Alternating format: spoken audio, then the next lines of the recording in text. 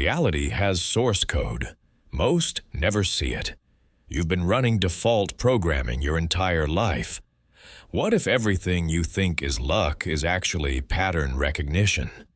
Tonight, a billionaire will use 3 hidden rules. You won't. The gap between them and you. They see the operating system. Question 1. Why do certain people succeed in any environment? Question 2. What do they perceive that remains invisible to you? This audiobook decodes the invisible architecture of success. Warning, once you see these patterns, you can't unsee them. Your old explanations for failure will collapse completely. Let me show you what I mean. 2 people walk into the same networking event. Same room, same opportunities, same people. One leaves with 3 game-changing connections and 2 potential partnerships.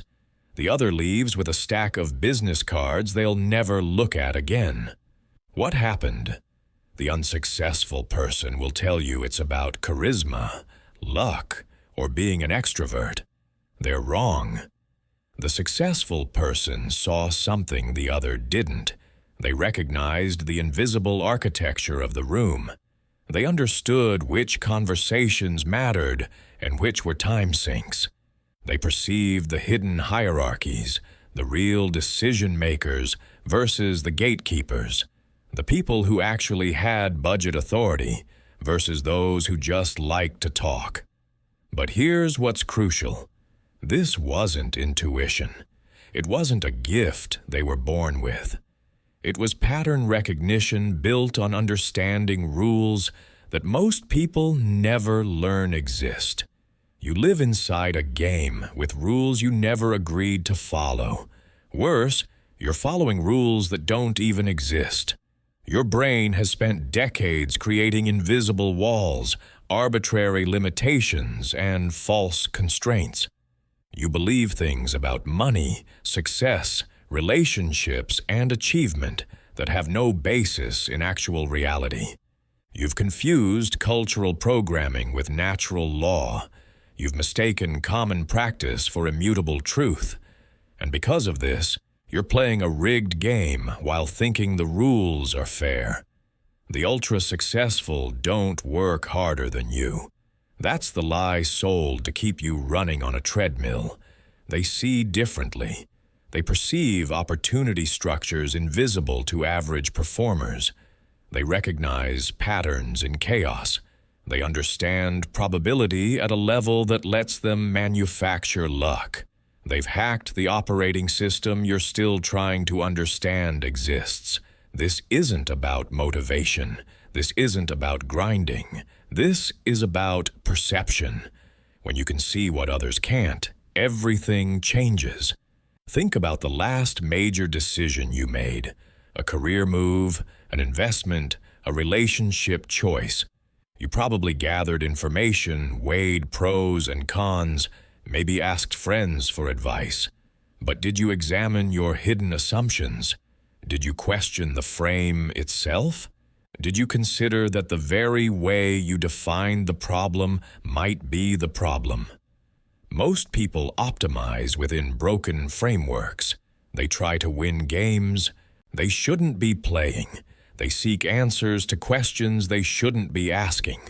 The highest performers don't just make better decisions within existing constraints. They question which constraints are real and which are imagined. They redefine the game entirely. Here's a story that illustrates what I mean. Marcus worked in corporate finance for 7 years. Smart guy, hardworking, always delivered. But he hit a ceiling. Promotions went to others. His ideas got implemented, but someone else got credit. He felt invisible. One day, his mentor pulled him aside after a meeting and said something that changed everything. "You're optimizing for being right," the mentor told him. "You need to optimize for being influential." Marcus didn't understand at first. "What's the difference?" "I'm good at my job," he protested. His mentor smiled. "Being good at your job is table stakes. It's the minimum. What you're missing is the meta game.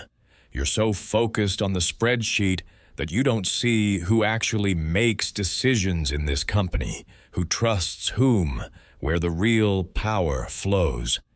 You could have the best analysis in the building, but if you present it to someone without decision authority, or at the wrong time, or in a format that doesn't match how executives process information, it doesn't matter. You're playing checkers while everyone else plays chess. Marcus started paying attention differently. Instead of just doing excellent work, he mapped the organization's hidden power structure. He noticed that the CFO always trusted recommendations from 3 specific senior directors. He observed that decisions made in the Thursday morning executive meeting stuck, while Friday afternoon proposals died. He recognized that financial recommendations framed as risk mitigation got approved 10 times faster than those framed as growth opportunities. Within 6 months, his hit rate on approved proposals went from 30% to 85%. His work quality hadn't changed. His perception had. This is the perception exploit. You're currently seeing reality through filters you didn't choose and probably don't recognize. These filters determine what you notice and what you ignore. They shape what seems possible versus impossible. They create your opportunity landscape. And for most people, these filters are set to default settings designed for survival, not success. Your brain evolved to keep you alive in a dangerous world, not to make you wealthy or fulfilled or influential. The result? You perceive threats that don't exist and miss opportunities right in front of you. Let's get specific about these filters. You have an attention filter that determines what you notice. Right now, your brain is filtering out most of the sensory information available to you because it would be overwhelming to process everything. The question is, what criteria is it using to decide what's important?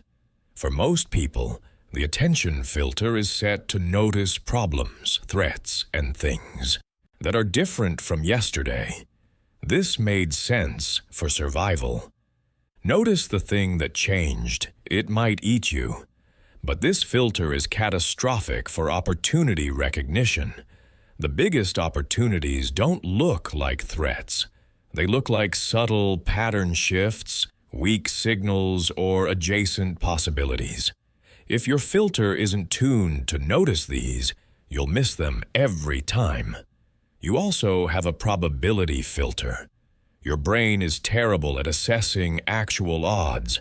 It overweights recent events, vivid stories, and personal experiences while underweighting statistical realities.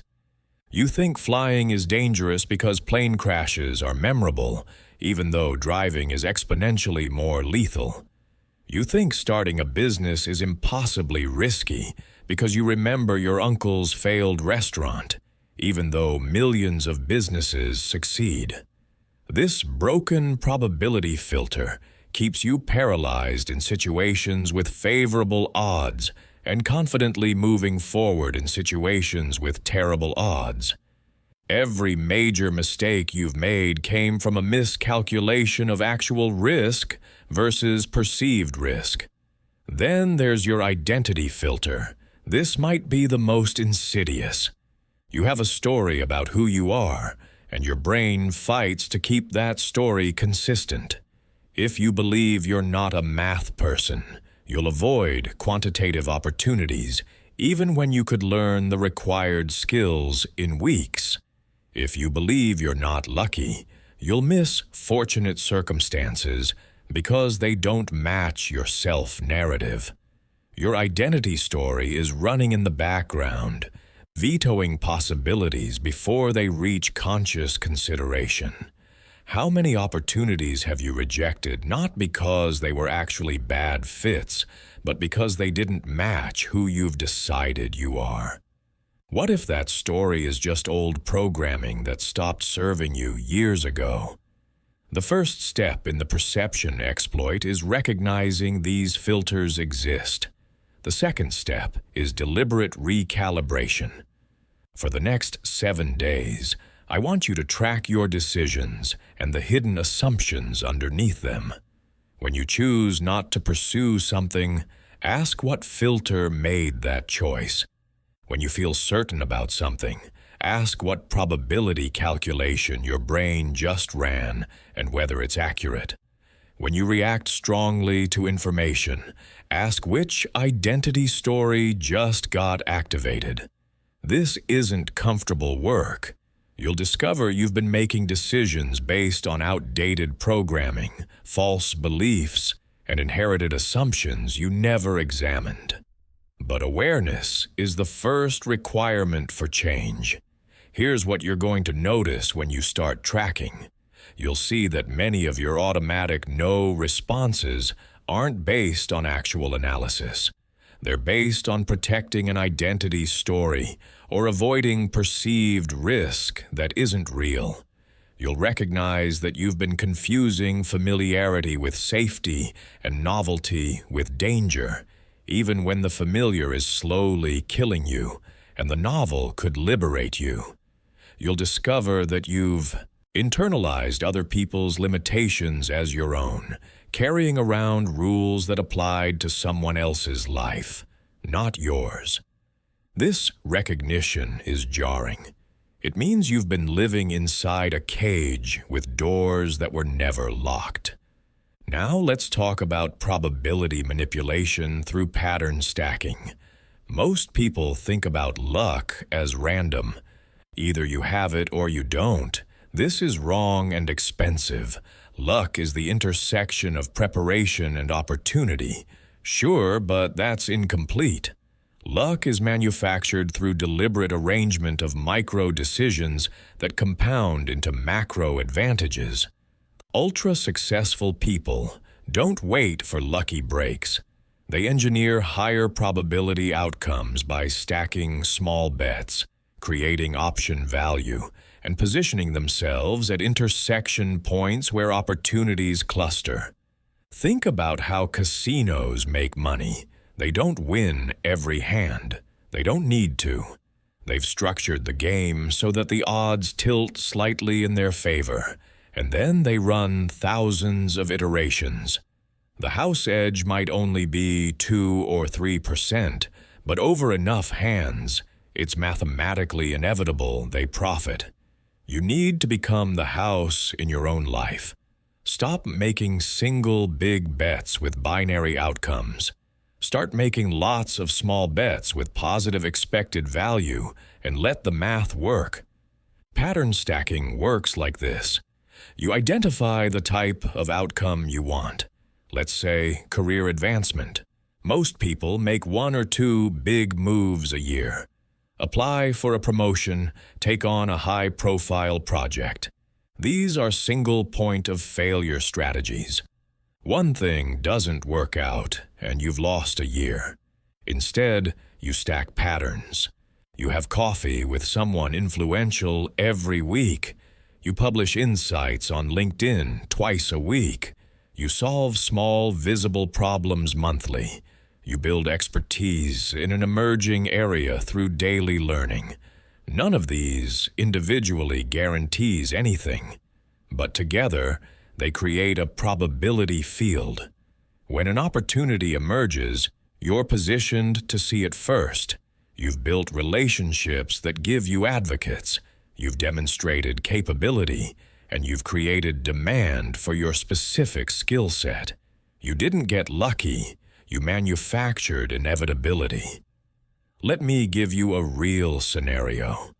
Sarah worked in marketing at a mid-sized tech company.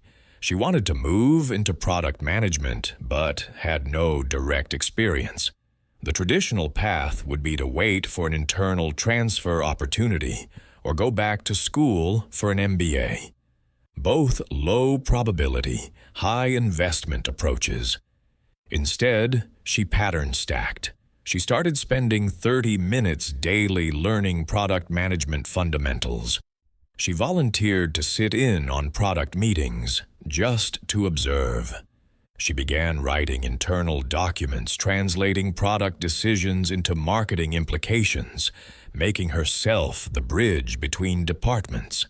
She built relationships with 3 product managers by helping them with go-to-market questions. She took on a small side project managing a feature launch end-to-end. 6 months in, when the company created a new product manager role, she wasn't just a candidate. She was the obvious choice. She'd already been doing the job unofficially. Her manager didn't take a risk hiring her because she'd eliminated the uncertainty. Notice what Sarah did. She didn't make one big bet. She made 20 small bets, learning daily, building relationships weekly, creating visibility through helpful contributions, developing skills through micro-projects. Any individual action might have failed to produce results, but the stack made success highly probable. This is pattern engineering.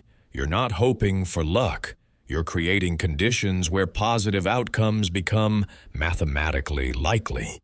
The key is understanding expected value versus actual outcomes. Expected value is the probability of success multiplied by the payoff if you succeed, minus the probability of failure multiplied by the cost if you fail. Most people only think about outcomes. Will this work or not? High performers think in expected value. Even if something has only a 30% chance of working, if the payoff is massive and the cost is minimal, it's a great bet. Make 10 of those bets and 3 will hit, producing outsized returns. Your job is to find positive expected value opportunities and make lots of them. This requires a mindset shift.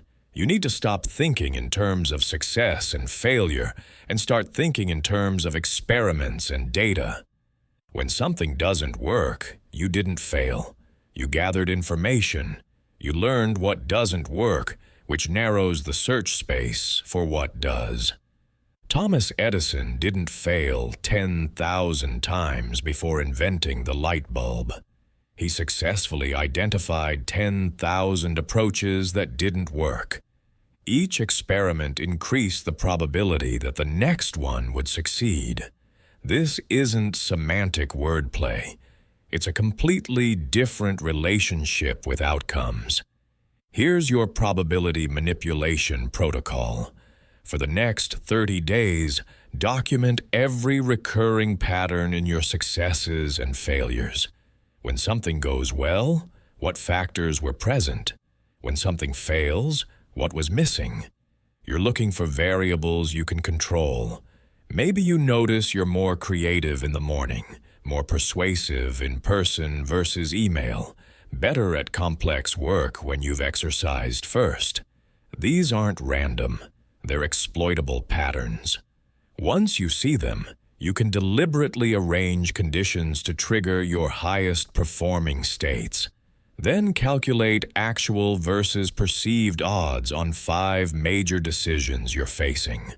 What do you think the probability of success is? Now, research. Talk to people who've done it. Look at base rates. What percentage of people who attempt this actually succeed? You'll often find your gut feeling is wildly miscalibrated. Either you're overestimating risk, which keeps you paralyzed, or underestimating risk, which leads to preventable disasters. Accurate probability. Assessment is a learnable skill. The more you practice separating feeling from math, the better your decisions become. Finally, identify 3 micro behaviors you can stack daily that create compound effects. These should be small enough that friction won't stop you, but meaningful enough that daily repetition creates visible change. Read for 20 minutes in your field. Reach out to one person in your network. Create one piece of visible work. Ship something, anything, every day. The specific behaviors matter less than the consistency and the compounding. Tiny gains, repeated, create exponential curves. You won't notice much difference in a week. In a year, you'll be unrecognizable. Now we need to talk about social physics, the hidden force multiplier that most people completely ignore. Every environment you enter has invisible power dynamics, influence patterns, and value flows. Most people are socially blind. They see the org chart, the formal hierarchy, the stated structure. But real power rarely follows the formal lines. Understanding social physics means seeing who actually influences decisions, who controls resources, who has trust, and who serves as gatekeepers versus bridges. Think about your workplace. There's an official structure. Your boss, their boss, the executives, the board. But there's also an invisible structure. The executive assistant who controls the CEO's calendar has more practical power than many VPs. The engineer who built the core system everyone depends on has veto power on technical decisions regardless of title. The person who's been there 15 years and knows where all the bodies are buried gets consulted before major changes. If you only see the formal structure, you'll waste enormous energy pushing on doors that don't open while missing the unlocked ones right next to you. Social physics operates on principles similar to actual physics. Energy flows along paths of least resistance. Information moves through networks, not hierarchies. Influence accumulates at nodes with high connectivity. Trust transfers through association. Status is relative and contextual. Understanding these principles lets you position yourself strategically rather than randomly. You stop trying to force outcomes through the wrong channels and start working with the natural flow of social energy. Let me illustrate with a detailed scenario. James just joined a new company as a senior analyst. First day, his manager gives him the team overview. Here's who reports to whom. Here's the product roadmap. Here's your initial projects. Standard onboarding. But James had learned about social physics. Instead of just diving into work, he spent his first 2 weeks mapping the real structure. He had coffee with everyone on his team, not to network, but to understand. He asked questions. Who do you go to when you're stuck? Who makes the final call on priorities? Whose opinion do you trust most? When you need something approved quickly, what's the path? What he discovered was fascinating.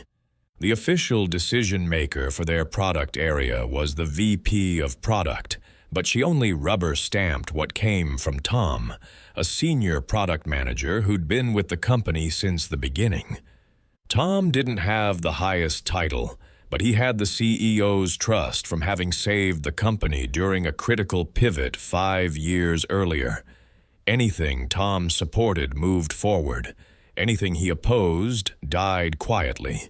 There was also Rachel in operations, officially just a director, but she controlled budget allocation in ways that gave her effective veto power on new initiatives.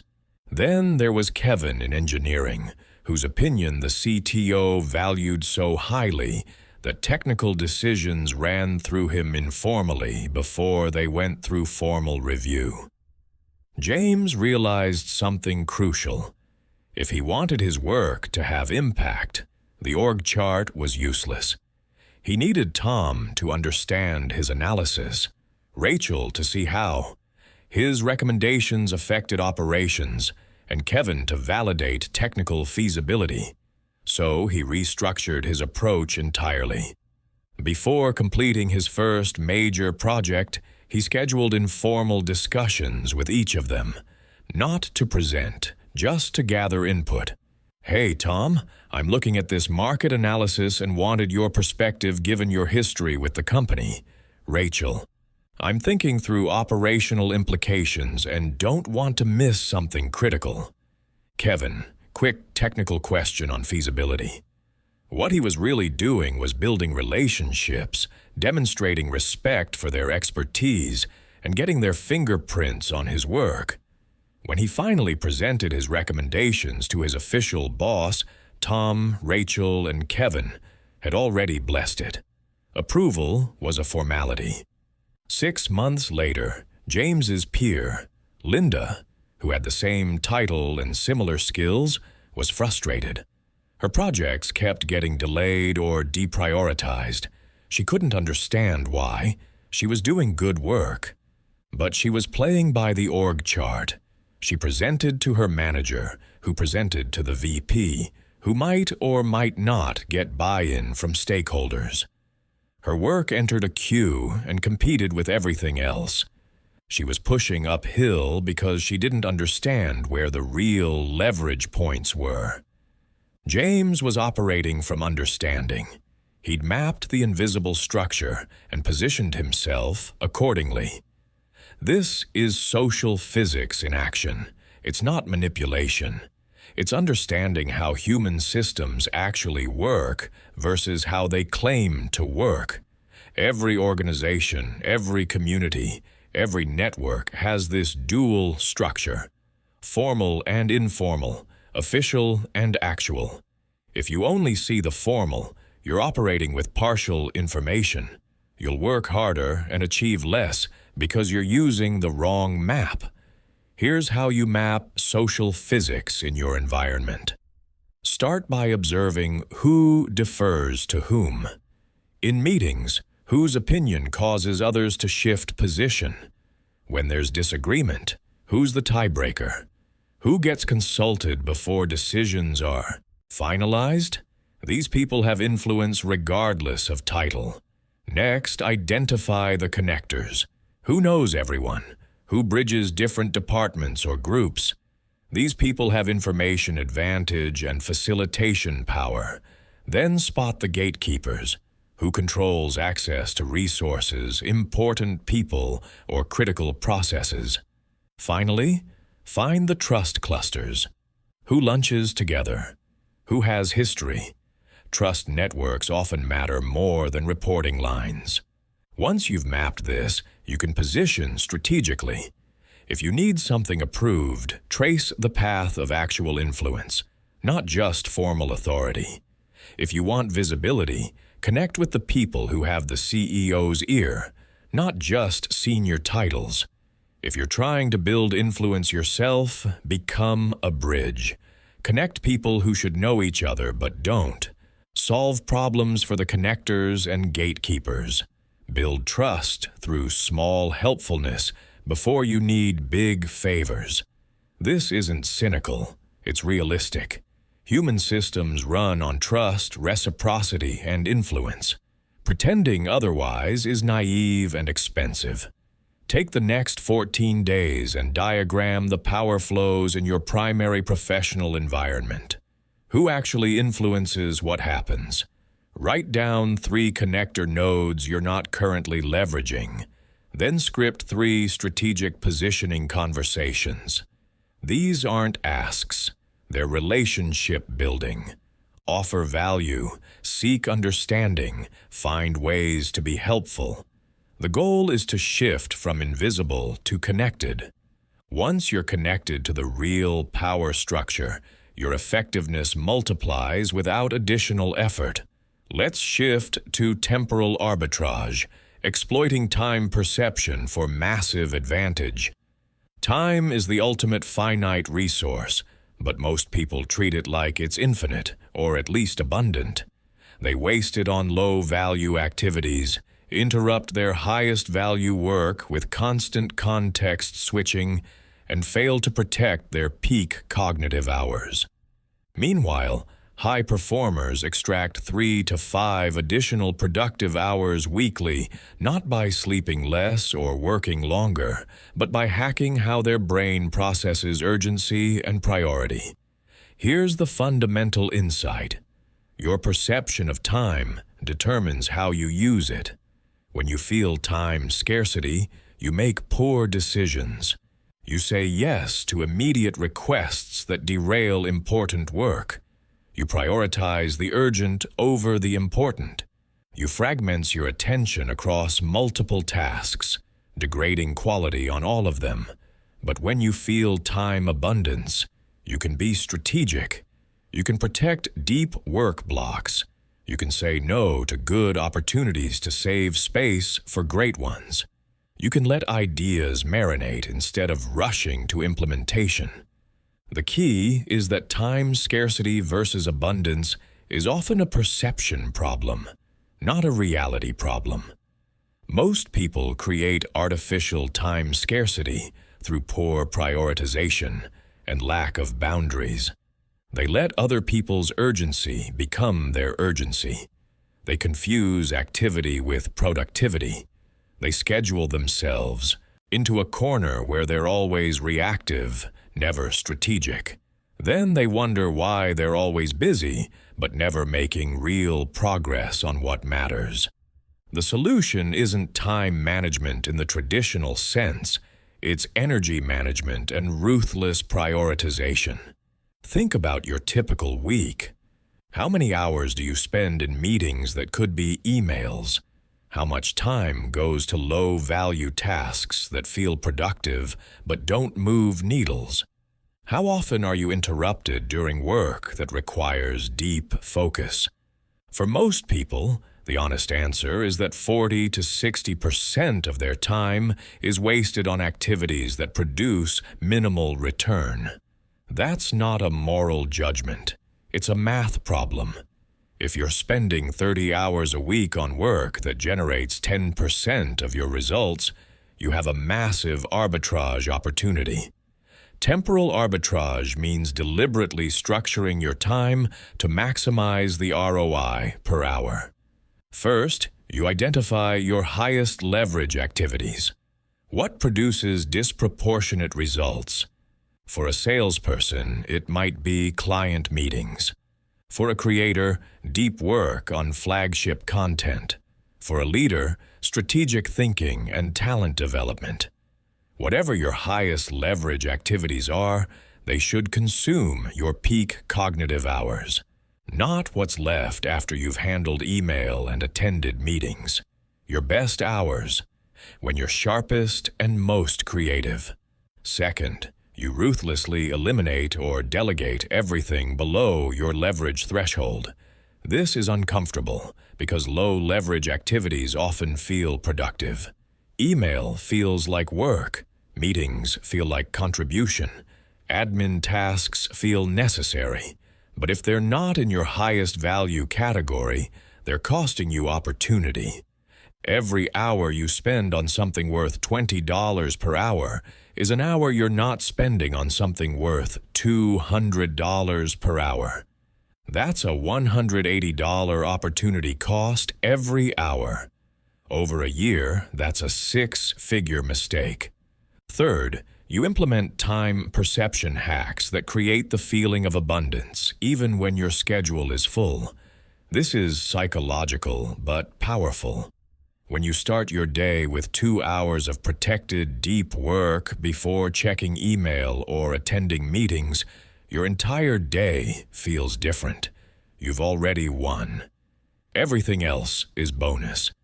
Contrast that with starting your day in reactive mode, responding to emails and jumping into calls.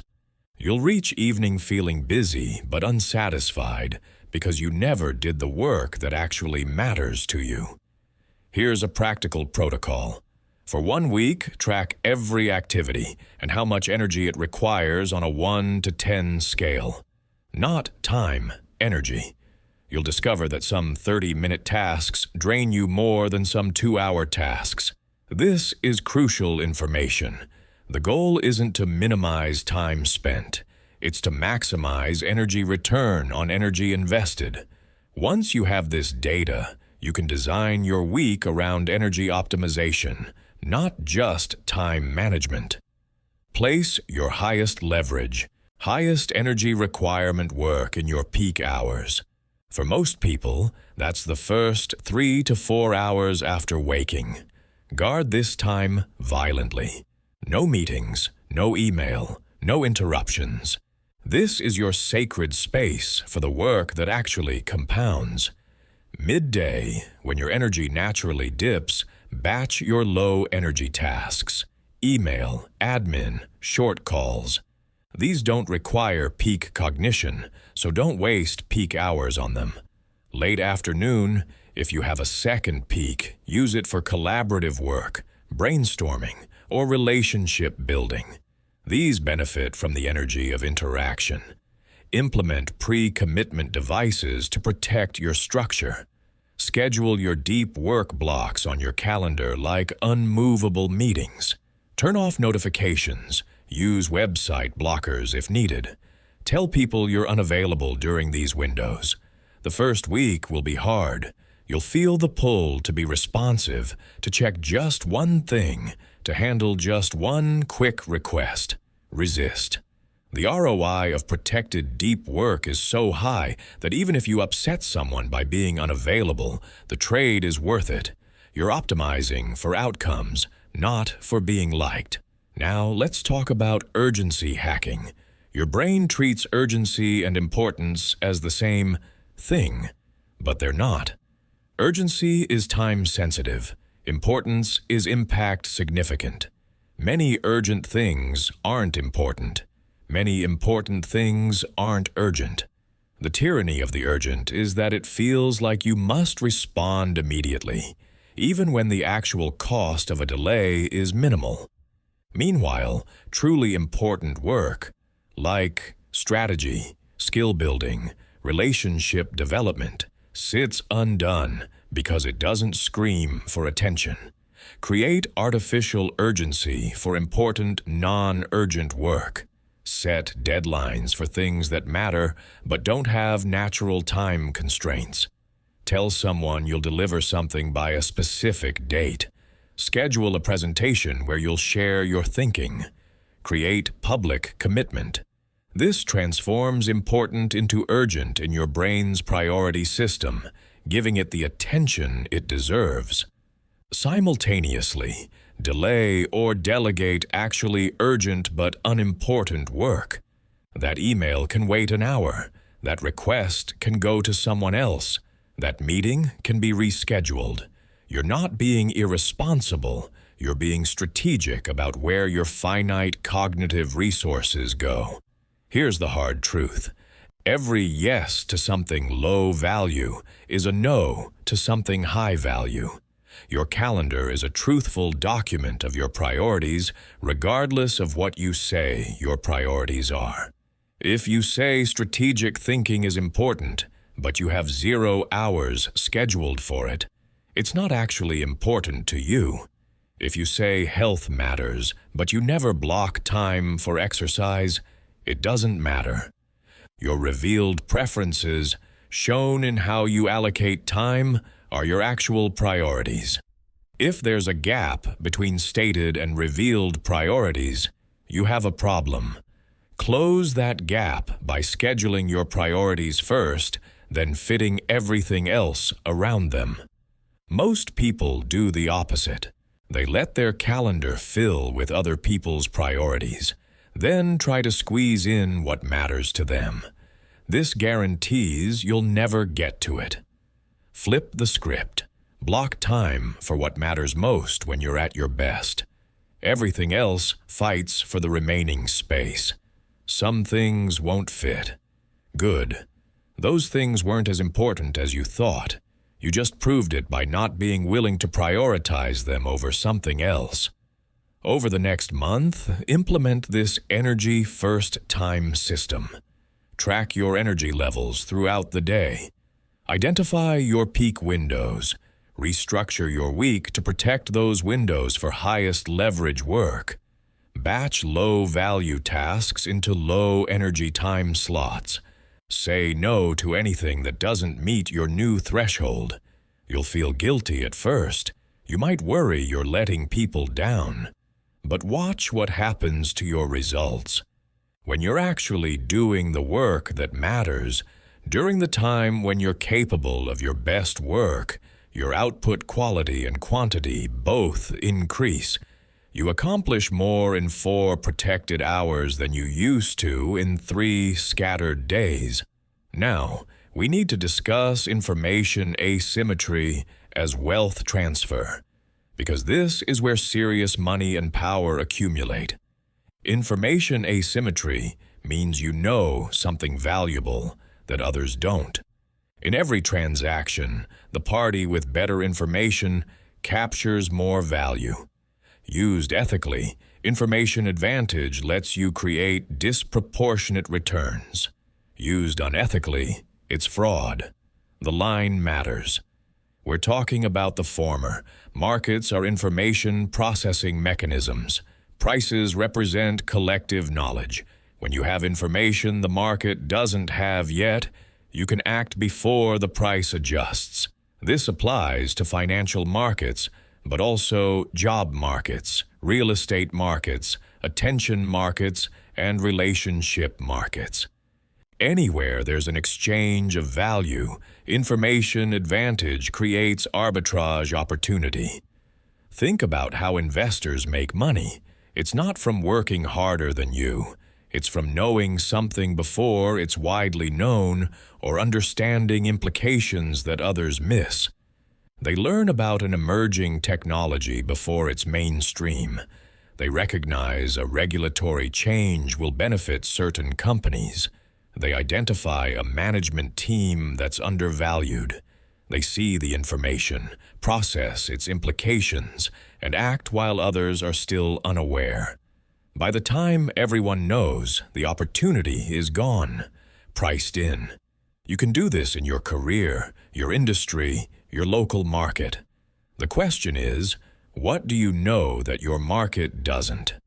What information do you have access to that creates value if transferred to the right person? Where can you be the bridge between disconnected information pools? This isn't about insider trading or unethical information use. It's about recognizing that your unique position, experiences, and knowledge create genuine informational advantages if you know how to leverage them. Let me give you a detailed example. Melissa worked as a consultant in healthcare technology. She noticed something interesting. Hospital systems were starting to adopt a new type of data interoperability standard, but most healthcare software vendors weren't aware of it yet. The hospitals were frustrated because their existing vendors couldn't support the new standard, creating a painful gap. Meanwhile, she knew several talented developers who specialized in healthcare integration, but were looking for their next opportunity. She saw the asymmetry. Hospitals needed a solution most vendors weren't offering. Developers had relevant skills, but didn't know about the specific demand. Melissa became the bridge. She started a boutique consulting firm that specialized exclusively in helping healthcare organizations implement the new interoperability standards. She hired the developers she knew, positioned them exactly where the demand was, and charged premium rates because she was solving a problem that had few solutions. Within 2 years, her firm was generating 7 figures in revenue. What did she do? She didn't invent a new technology. She didn't work 100-hour weeks. She recognized an information gap and positioned herself as the connection point. The hospitals paid her because she solved their problem. The developers worked with her because she created opportunities they didn't know existed. She captured value by being the information bridge. This is how information asymmetry creates wealth transfer. You're not taking value from anyone. You're creating it by connecting supply and demand that couldn't find each other. You're reducing transaction costs by knowing both sides of the equation. You're being compensated for knowledge, position, and connection. The key is identifying where you have informational advantage and structuring offers around it. Start by inventorying your unique knowledge. What do you know about your industry that people outside it don't? What do you understand about your company that competitors don't? What have you learned from your specific experiences that could benefit others? What connections do you have that could create value if leveraged? Most people undervalue their informational position because they assume everyone knows what they know. They don't. Your knowledge is contextualized to your experiences. Someone else would pay for that context. Next, identify information gaps in your market. Where do people struggle because they lack knowledge you have?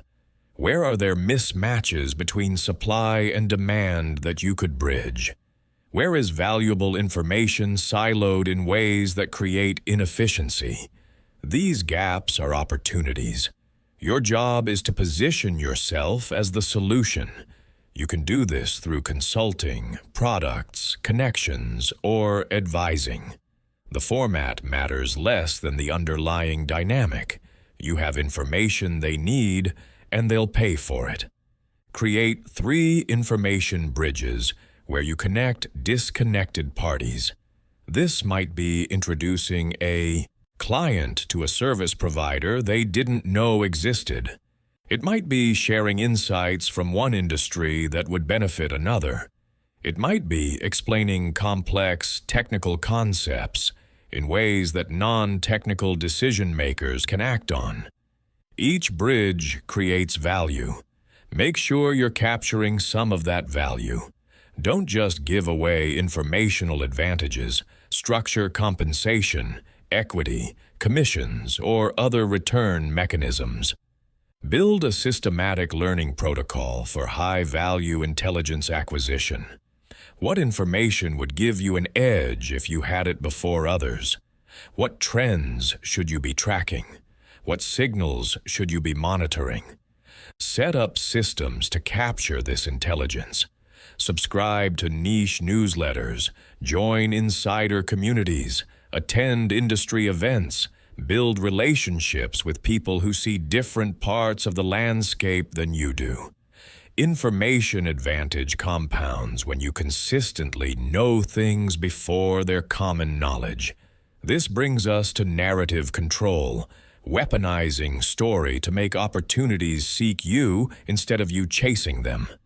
Human beings are story processing machines. We don't remember facts. We remember narratives. We don't make decisions based on data. We make them based on the stories we tell about the data. If you can control the narrative, you control perception. If you control perception, you shape reality. Most people let other people tell their story. They react to how they're described rather than proactively shaping the narrative. This is a massive tactical error. Your personal and professional narrative is one of your highest leverage assets. It determines what opportunities come to you, who wants to work with you, what you can charge, and how much trust you start with in new relationships. If you're not actively managing your narrative, you're leaving enormous value on the table. Think about people you admire professionally. How do you know about them?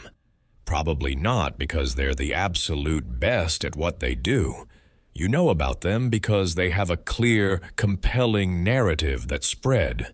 They're known as the person who did X, the expert in Y, the one who believes Z.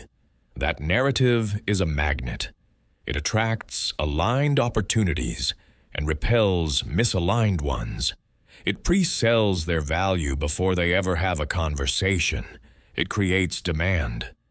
Narrative construction starts with understanding that you're not trying to tell your whole story. You're crafting a specific, strategic narrative that positions you for the outcomes you want. What do you want to be known for? What expertise or approach do you want to own? What transformation do you enable?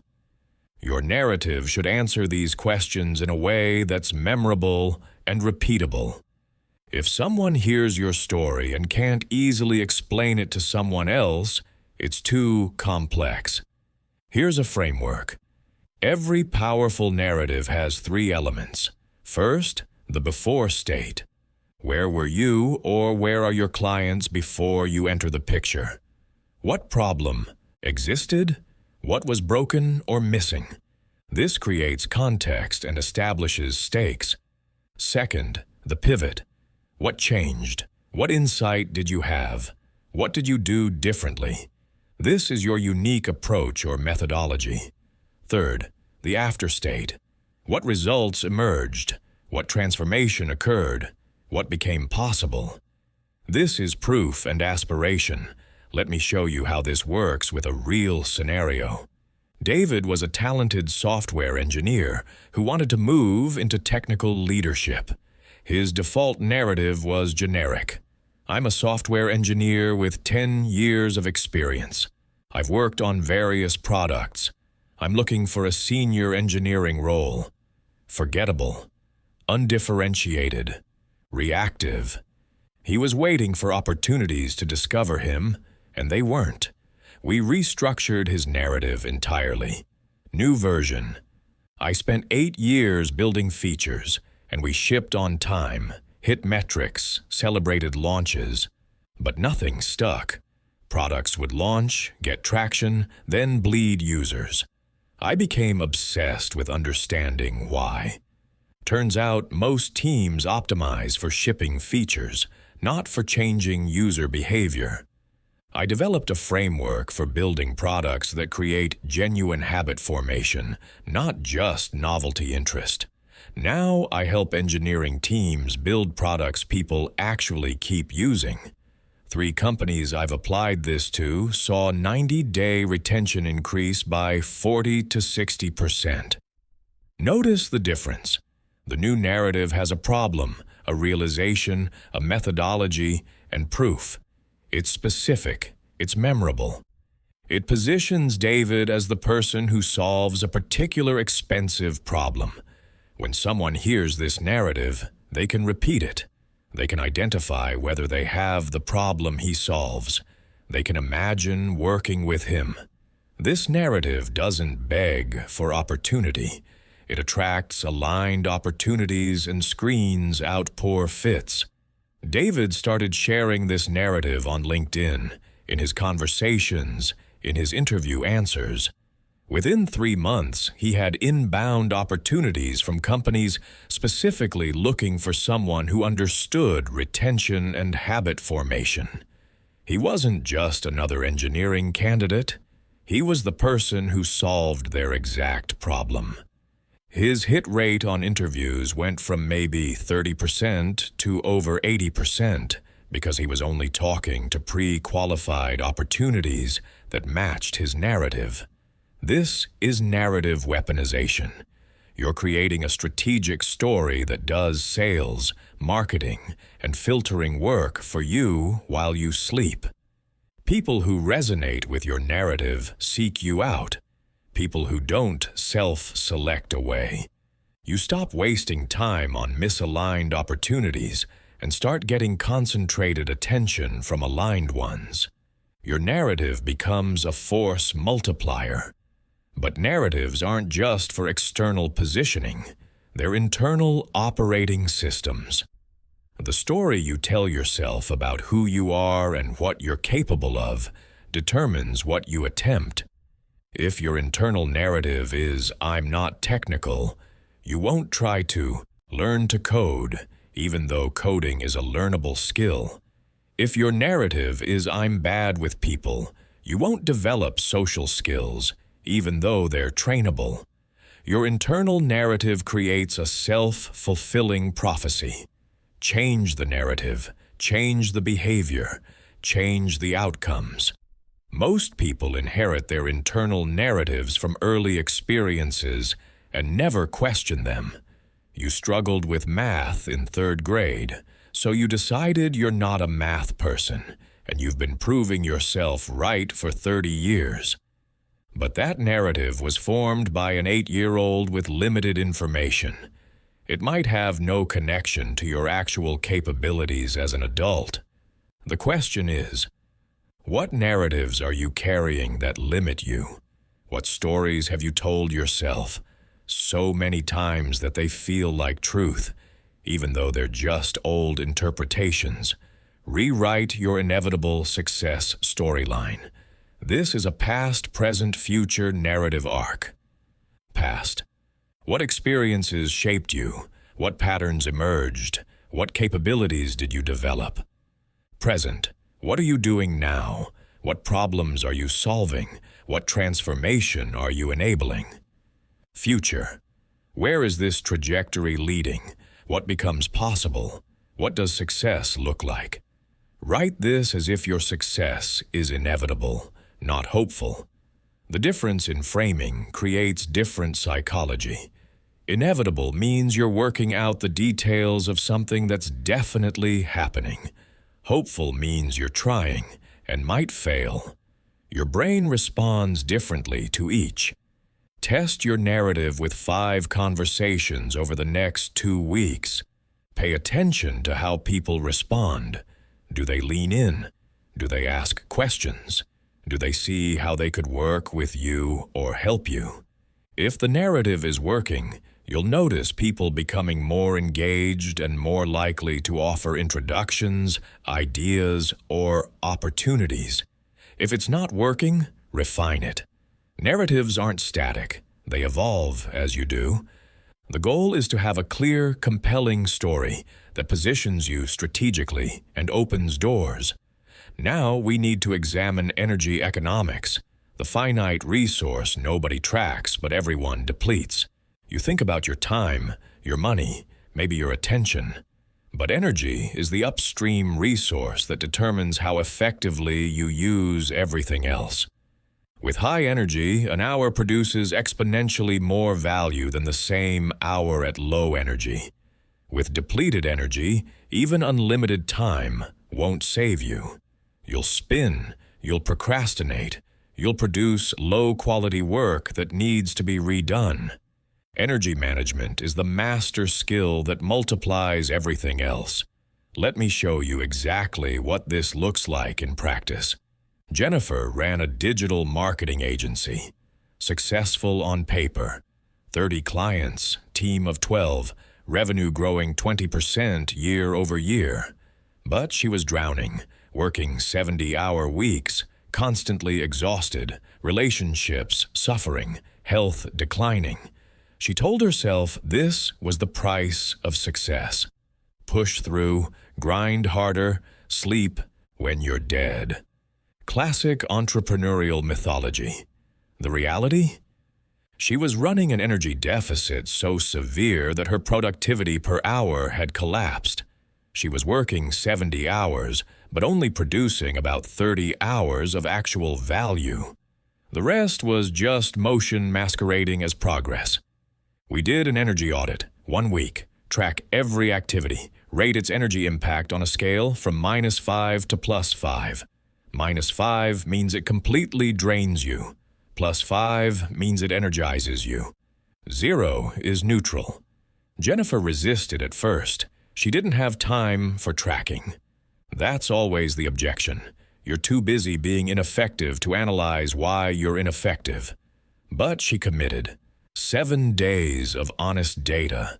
The results were devastating. Client calls with her top 3 clients, the ones paying premium rates for strategic work, rated +3. She felt energized after those conversations. They respected her expertise, implemented her recommendations, and appreciated her value. But she was only spending 4 hours a week on those calls. Client calls with her bottom 15 clients, the ones paying low rates and constantly questioning her, rated -4. Every call left her drained. And she was spending 12 hours a week on those calls, 3 times the time for clients who paid less and depleted her. Internal team meetings rated -3. Most of them could have been emails. She was spending 8 hours a week in meetings that produced minimal decisions and maximum frustration. Email and Slack rated -2. Constant interruptions, very little of it actually urgent. 10 hours a week. Social media for the business rated -4. She hated it, it stressed her out, and it generated almost no leads. 6 hours a week. The pattern was clear. She was spending 40 hours a week on activities rated -2 or worse. These weren't just unproductive. They were actively destroying her capacity to do good work. Meanwhile, strategic thinking for the business, which rated +4 and was the activity most likely to generate breakthrough growth, got 0 scheduled time. Deep work on flagship client projects, rated +3, got maybe 6 hours a week in fragmented chunks. Relationship building with ideal potential clients, rated +2, happened maybe once a month. Exercise, rated +5 for energy generation, hadn't happened in 3 weeks. The math was brutal. She was investing most of her energy in activities with negative returns, while starving activities with positive returns. Here's what we changed. First, brutal elimination. She fired her bottom 10 clients, just cut them. They protested, they complained, they told her she was making a mistake. She did it anyway. That freed up 10 hours a week and removed the most energy-draining part of her work. Second, she cut standing meetings by 60%. Most turned into asynchronous updates. The ones that remained had strict agendas and time limits. Freed up 5 hours. Third, she hired a part-time assistant to handle email and social media. Cost her $3,000 a month. Freed up 12 hours and removed 2 major energy drains. That gave her 27 hours back. But the goal wasn't to work 27 fewer hours. It was to reallocate those 27 hours to high-energy, high-value activities. She blocked 10 hours a week for deep strategic work. 2-hour blocks, Monday, Wednesday, Friday mornings, sacred time, no interruptions. She scheduled 5 hours a week for her top clients, giving them even more attention and raising her rates since she was now delivering even more value. She committed to 5 hours a week of relationship building, reaching out to ideal prospects, having coffee with potential partners, creating content that attracted her perfect clients. She blocked 5 hours a week for exercise and recovery, non-negotiable, and she kept 2 hours as buffer for actual emergencies. 3 months later, her revenue was up 15% despite having 1/3 fewer clients. Her energy levels had completely transformed. She was working 45 hours a week instead of 70 and producing double the value. Her top clients were thrilled because she was more present, more strategic, more valuable. She'd lost weight, improved her relationship, started sleeping well again. What changed? Not her talent, not her market, her energy economics. She stopped spending energy on negative return activities and started investing it in positive return activities. This is the energy accounting system you need to build. Start with 1 week of ruthless tracking. Every single activity. Rate it honestly. -5 to +5. Energy impact. Don't rate it based on what you think you should feel. Rate it based on what you actually feel. Some things that seem like they should energize you actually drain you. Some social interactions, even with people you like, cost more than they return. Some work, even important work, exhausts you in ways that aren't proportional to the value created. You need accurate data, not aspirational data. Once you have your week of data, categorize everything. High-value, high-energy activities. These are your peak performance zones. The work that matters, that you're excellent at, that energizes you. You want to maximize time here. This is where you create disproportionate value with sustainable energy. High-value, low-energy activities, important work that drains you. You can't eliminate these entirely, but you can optimize them. Can you change how you do them? Can you batch them so you're only depleted once instead of constantly? Can you recover intentionally afterward? Low-value, high-energy activities. These feel good, but don't move needles. Hanging out on social media, long lunches with friends who aren't aligned with your goals, watching TV, playing games. Limit these. They're not evil, but they're opportunity costs. Low-value, low-energy activities. This is the catastrophic category. These drain you and accomplish nothing. Eliminate immediately. Every hour here is an hour stolen from your potential. For most people, honest energy auditing reveals they're spending 40 to 60% of their time in the low-value, energy-draining quadrants. This is why you feel exhausted despite not accomplishing much. You're running an energy deficit. You're spending more than you generate. The debt compounds. Eventually, your body forces a reckoning through illness or breakdown. Don't wait for that. Start the accounting now. Here's your energy economics practice script. This is a 30-day protocol to completely restructure your energy system. Week 1 is pure data collection. Track everything, every activity, every interaction, every commitment. Rate the energy impact. Don't change anything yet. Just observe. You'll be tempted to start optimizing immediately. Resist. You need clean data first. If you start changing things in week 1, you won't know your true baseline. Most people are shocked by what they discover. They have no idea how much certain activities are costing them. Week 2 is analysis and decision-making. Take your week 1 data and categorize everything. Make a list of everything in the low-value, low-energy quadrant. This is your elimination list. You're going to cut these. All of them. If something has been draining you without producing value, it's over. Make a list of everything in the low-value, high-energy quadrant. These are your temptation risks. Things that feel good but don't advance your goals. You're not eliminating them entirely, but you're setting strict limits. Maybe 1 hour a week instead of 10. Make a list of everything in the high-value, high-energy quadrant. This is your expansion list. You're going to protect and grow time here. Finally, list everything in the high-value, low-energy quadrant. These are your optimization targets. How can you make these less draining or recover from them more effectively? Week 3 is implementation. Start making the cuts. Cancel the commitments that drain you. Resign from the committees that waste your time. Stop attending the meetings that accomplish nothing.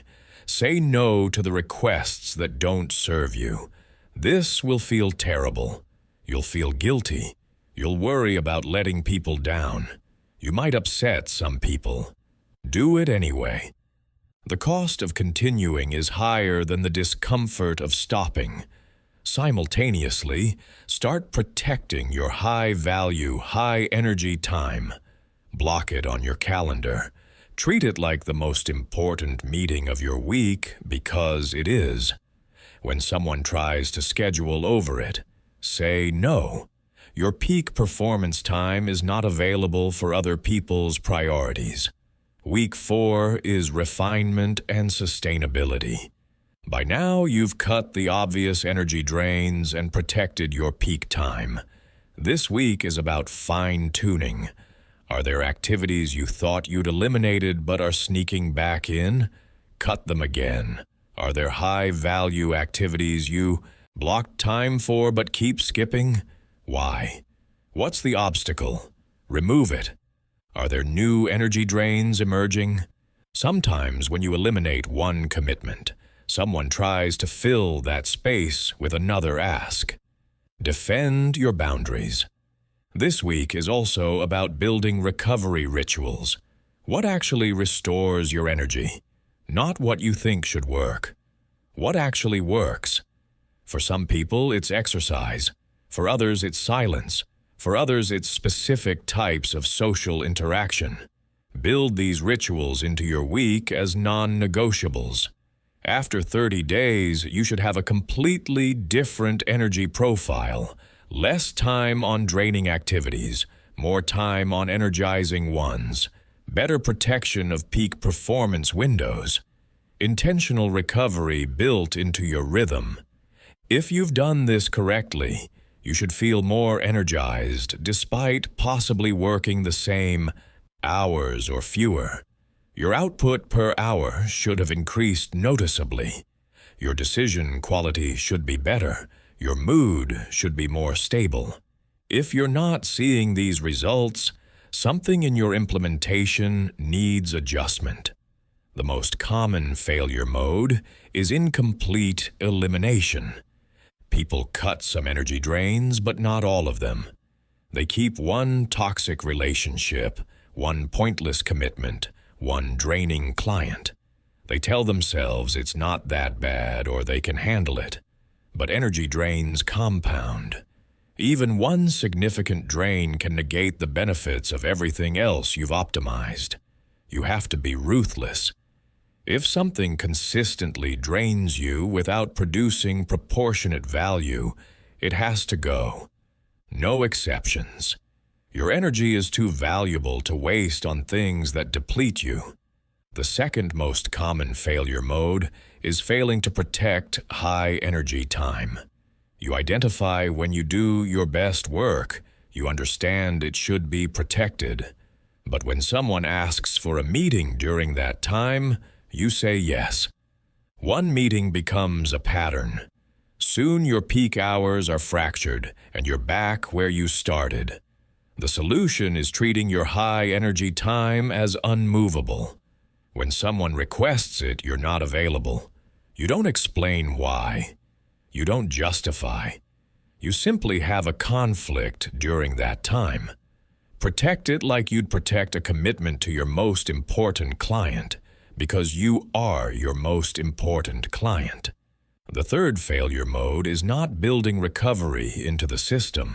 You eliminate drains, you protect peak time, you work hard during your best hours, and then you crash because you never rest. Recovery is not optional. It's not a reward for good performance. It's a requirement for sustainable high performance. Your brain needs downtime. Your body needs rest. Your nervous system needs to shift out of activation mode. If you're constantly in output mode, even optimized output mode, you'll eventually deplete yourself. Build recovery rituals daily and weekly. After deep work, take real breaks. Weekly, have full days off. This isn't lazy, it's strategic. Here's a relapse-proofing plan, because this is where most people fail. You'll implement the energy economics system. You'll feel amazing for a month, and then you'll slowly drift back to old patterns. Someone will ask you to join a committee. You'll say yes because you feel good, and you think you can handle it. Then another commitment. Then another. 6 months later, you're back where you started, wondering what happened. This is predictable and preventable. Set up monthly energy audits.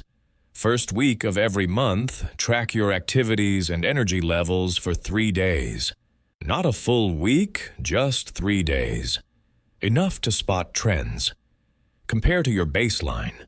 Are you spending more time on energy drains than you were? Are you protecting your peak hours less? Are you skipping recovery? If yes, course correct immediately. Don't wait until it's a crisis. The moment you notice drift, eliminate the new drains and recommit to protection. Build accountability into the system. Tell someone what you're doing and why. Every month, report to them on your energy economics. Are you maintaining your boundaries? Are you protecting your peak time? Are you building in recovery? Having to report creates helpful pressure to stay consistent. It's harder to let things slip when you know you'll have to admit it to someone you respect. Create if-then plans for common relapse scenarios. If someone asks me to join a committee, then I check whether it's in my high-value, high-energy quadrant before answering.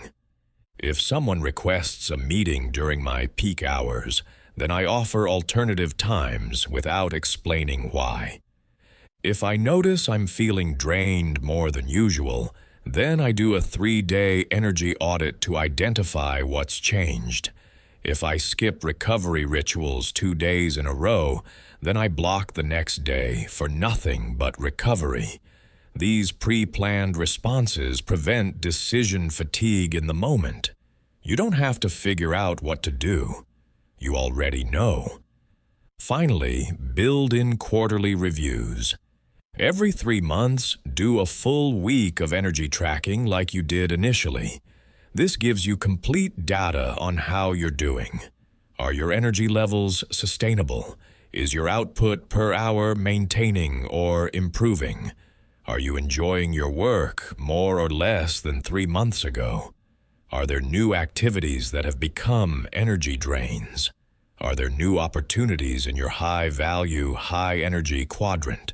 Use this data to continuously optimize. Your energy economics should evolve as you do. What energized you a year ago might drain you now. What drained you before might be neutral or even positive now. Keep adapting. Most people treat energy like it's infinite or at least self-replenishing. They schedule back-to-back meetings, say yes to every request, work through lunch, skip exercise, sleep poorly, and wonder why they feel exhausted and unproductive. They're running an energy deficit, spending more than they generate, and the debt compounds. Eventually, they hit a wall. Burnout, illness, mental breakdown. The body forces what they wouldn't choose, voluntarily. High performers are energy economists. They track what generates energy and what drains it. They ruthlessly cut energy-draining activities that don't produce equivalent return. They invest in energy generation through sleep, exercise, nutrition, and recovery. They structure their days and weeks to maintain sustainable energy levels, not maximize short-term output. This seems obvious, but almost nobody does it because the culture rewards busy, not effective. Let me take you through an energy audit. For the next 7 days, track every activity and rate its energy impact. Did it generate energy, drain energy, or leave you neutral? Be honest.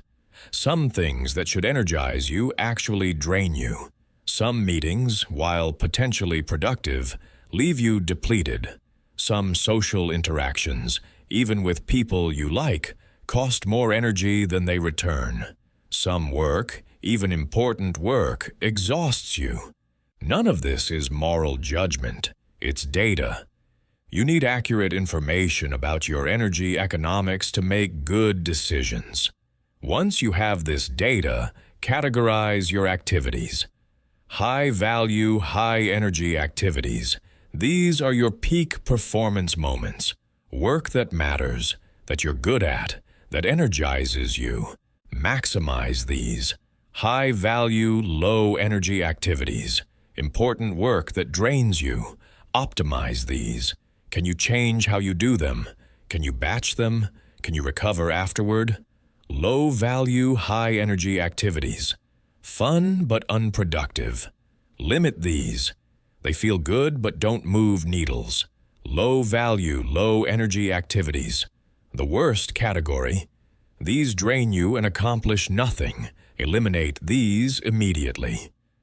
For most people, honest energy auditing reveals they're spending 40 to 60% of their time on low-value, energy-draining activities. This is catastrophic. Every hour in that category is an hour you're not in the high-value, high-energy category where you actually create disproportionate results.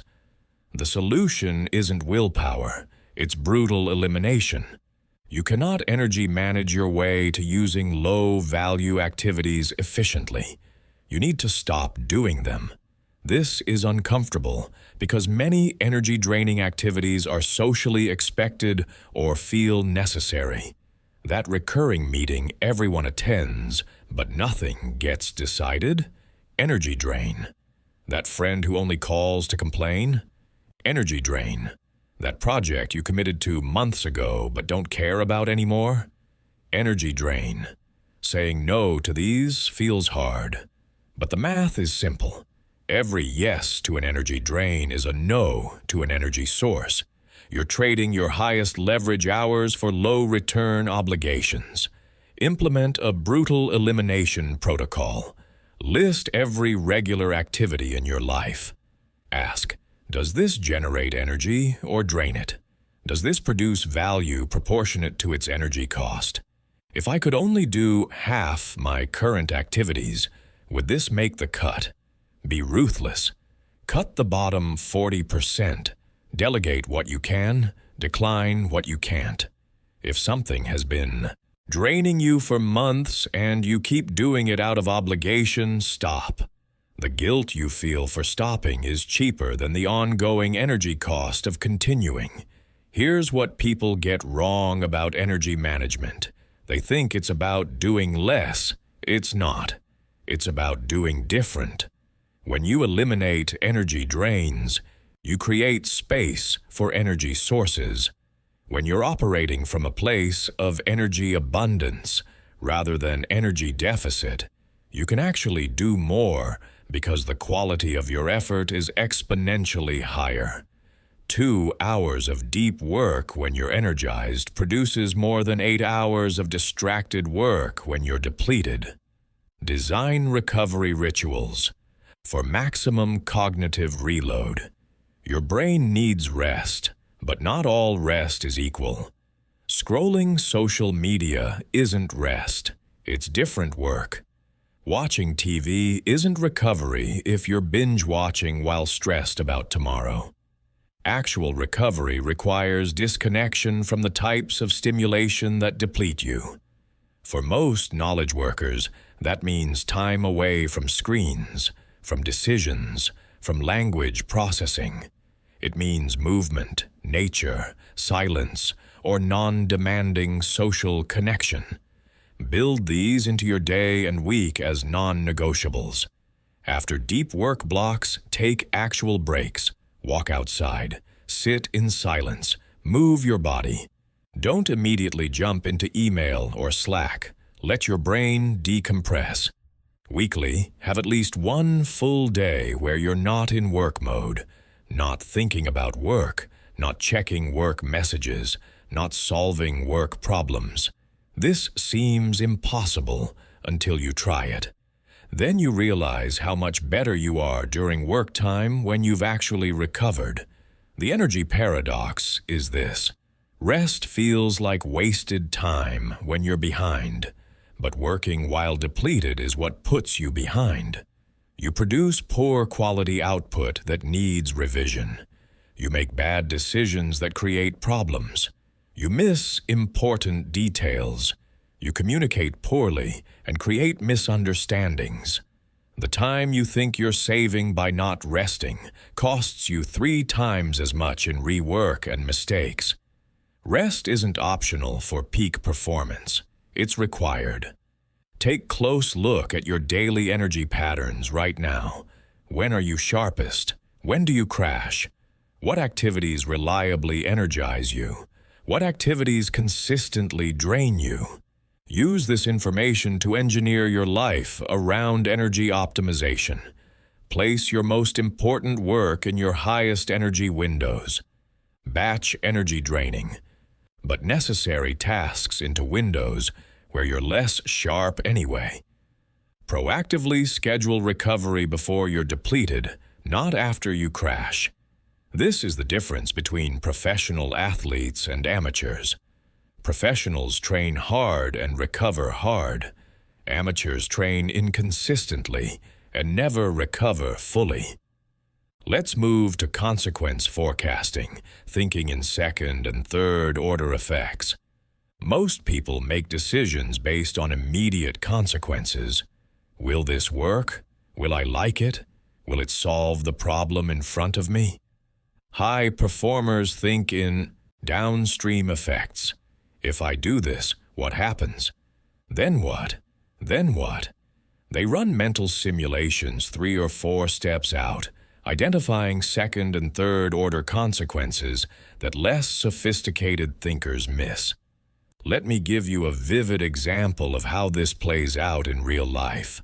Michael got offered 2 jobs on the same day. Job A was at a prestigious consulting firm. Big name, excellent salary, impressive title. Job B was at a scrappy startup nobody had heard of.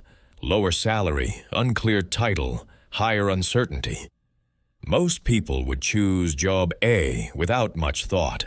Prestige, money, safety. These are first-order consequences, and they all favor the consulting firm.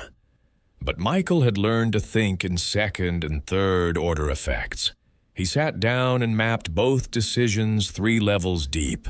Job A, first order, higher salary, impressive resume line, structured career path. Second order, 70-hour work weeks, constant travel, work he didn't find particularly meaningful, limited learning after the first year because the work becomes repetitive. Third order, golden handcuffs. He'd get used to the salary and lifestyle, making it harder to leave. 5 years later, he'd be good at consulting, but not necessarily skilled at anything else. The prestigious name would open doors, but he'd be competing with thousands of other people with the same prestigious name. Job B, first order, lower salary, unknown company, higher risk of failure. Second order, opportunity to build something from scratch, exposure to every part of the business, working directly with founders who'd done this before, equity that could be worth something significant if the company succeeded. Third order, even if the company failed, he'd have learned more in 2 years than he would in 5 at the consulting firm. He'd have a network of operators and builders rather than consultants. He'd have proven he could handle ambiguity and create value in chaos, skills that would make him valuable anywhere. Michael chose Job B, the startup. People thought he was crazy. You're turning down that consulting offer for a company nobody's heard of? 3 years later, the startup had been acquired. Michael's equity was worth more than he would have made in salary at the consulting firm. More importantly, he'd become a completely different professional. He'd built products, managed teams, raised money, navigated crises. He was getting offers from top companies specifically because he'd chosen the harder, less prestigious path. Meanwhile, his peers who took prestigious consulting jobs were still consultants, good at making presentations, but not at building things. The consulting job had better first-order consequences. The startup had better third-order consequences. Most people never get past first-order thinking, which is why they optimize for the wrong things. They choose the path that looks good immediately without considering where it actually leads. This is how smart people end up in careers they hate, relationships that don't serve them, and lives that look successful on paper but feel empty in reality. Here's your consequence forecasting practice script. This is a daily discipline, not a one-time exercise. Every day for the next 30 days, you're going to practice thinking in consequences. Start small. Don't try to map every decision. Pick one decision per day. Could be a major decision like a job offer or a minor one like how to spend your evening. Map it 3 levels deep. Day 1. Practice with a simple decision. Should you go to that networking event tonight? First order. You'll meet some people. Might be fun, might be boring. Second order. If you meet someone valuable, you could build a relationship that leads to opportunities. If it's boring, you've wasted 3 hours you could have spent on something else. Third order. If you go to networking events consistently and meet valuable people, your network compounds and opportunities increase exponentially. If you waste 3 hours on a boring event, that's 3 hours not spent building deep skills or relationships that actually matter. Given this analysis, the decision depends on the quality of the event and the people who'll be there, not just whether you feel like going. Day 2. Practice with a spending decision. Should you buy this expensive item you want? First order, you get the thing, you have less money. Second order, the thing provides utility or pleasure. The money can't be invested in other opportunities. You might develop a pattern of spending on things rather than experiences or investments. Third order, if you spend consistently on depreciating assets, you'll always feel cash poor despite good income. If you spend on things that provide lasting value or return, your wealth and quality of life compound. The psychology of spending shapes your relationship with money long term. Day 3. Practice with a relationship decision. Should you continue this friendship that feels one-sided? First order, you keep the friendship. You avoid the discomfort of a difficult conversation. Second order, you continue investing energy in someone who doesn't reciprocate. That energy can't go to relationships that are mutually beneficial. The pattern of accepting one-sided relationships reinforces low standards. Third order, if you keep accepting low-quality relationships, you'll build a network that drains you. If you set higher standards, you might have fewer relationships, but they'll be higher quality. The type of relationships you accept teaches people how to treat you and teaches you what you deserve. Keep doing this daily. One decision, 3 levels of consequences. Write it down. The act of writing forces clarity. You can't be vague or hand-wavy when you have to put it in words. After 30 days, this type of thinking becomes automatic.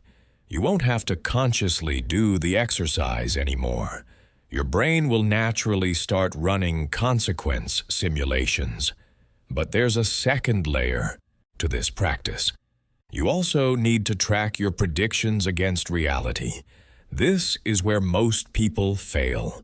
They make predictions, they make decisions, then they never check whether their predictions were accurate. This means they never improve at forecasting. They keep making the same predictive errors because they don't learn from their misses. Here's how you fix this. When you map consequences and make a decision, write down what you expect to happen. Be specific. In 30 days, I expect this outcome. In 90 days, I expect this other outcome. Then actually check. Set reminders. 30 days later, what actually happened? Did your prediction match reality? If yes, you're calibrated. If no, what did you miss? What factors did you not account for? What consequences emerged that you didn't anticipate? This feedback loop is essential. Let me show you how it works. Sarah decided to start a side business. She mapped the consequences.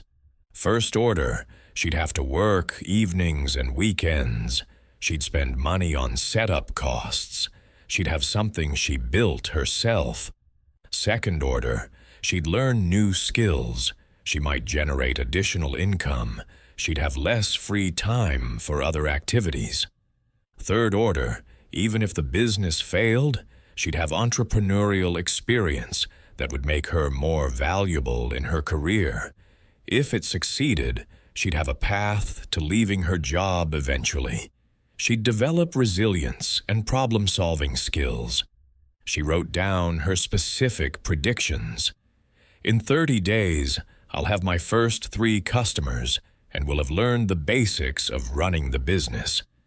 In 90 days, I'll be generating $500 a month and will have figured out my marketing approach. In 6 months, I'll be making $2,000 a month and will have clarity on whether this can scale to replace my income. 30 days later, she checked. She had 2 customers, not 3. Close. But she hadn't learned the basics of running the business. She'd learned some things but was still confused about many operational aspects. Her prediction was partially right, but overly optimistic about the learning curve. This was valuable information. She adjusted her expectations and timeline. 90 days later, she was generating $300 a month, not $500. She'd figured out some marketing, but not all of it. Again, the direction was right, but the magnitude was off. She was learning that her predictions tended to be about 40% too optimistic on timelines.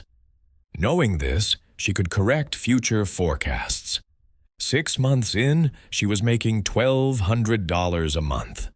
Still not the $2,000 she'd predicted, but she did have clarity on scalability. The business could work, but it would take longer than she originally thought.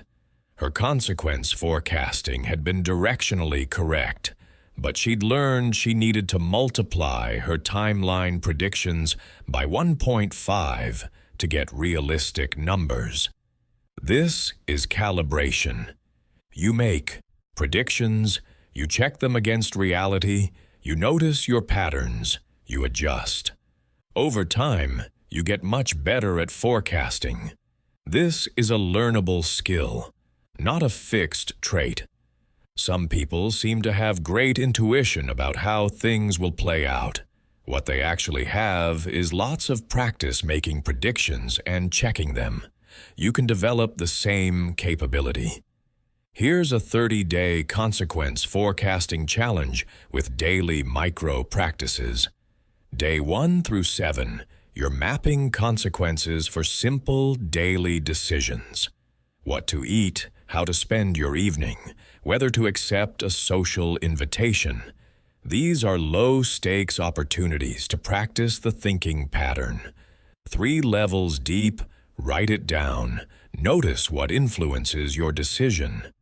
Day 8 through 14, you're mapping consequences for work decisions.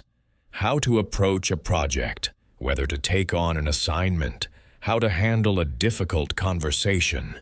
These have higher stakes, which makes the practice more realistic. Day 15 through 21, you're mapping consequences for longer-term decisions. Career moves you're considering, investments you might make, relationships you're evaluating. These require deeper thinking because the time horizons are longer. Day 22 through 30, you're doing something different. You're reverse engineering past decisions. Pick a major decision you made in the last year. Map what you thought the consequences would be versus what actually happened. Where were you right? Where were you wrong? What did you not anticipate? What patterns do you notice in your forecasting errors? This backward-looking analysis is just as valuable as forward-looking practice because it shows you your blind spots. Throughout all 30 days, you're building a consequence journal.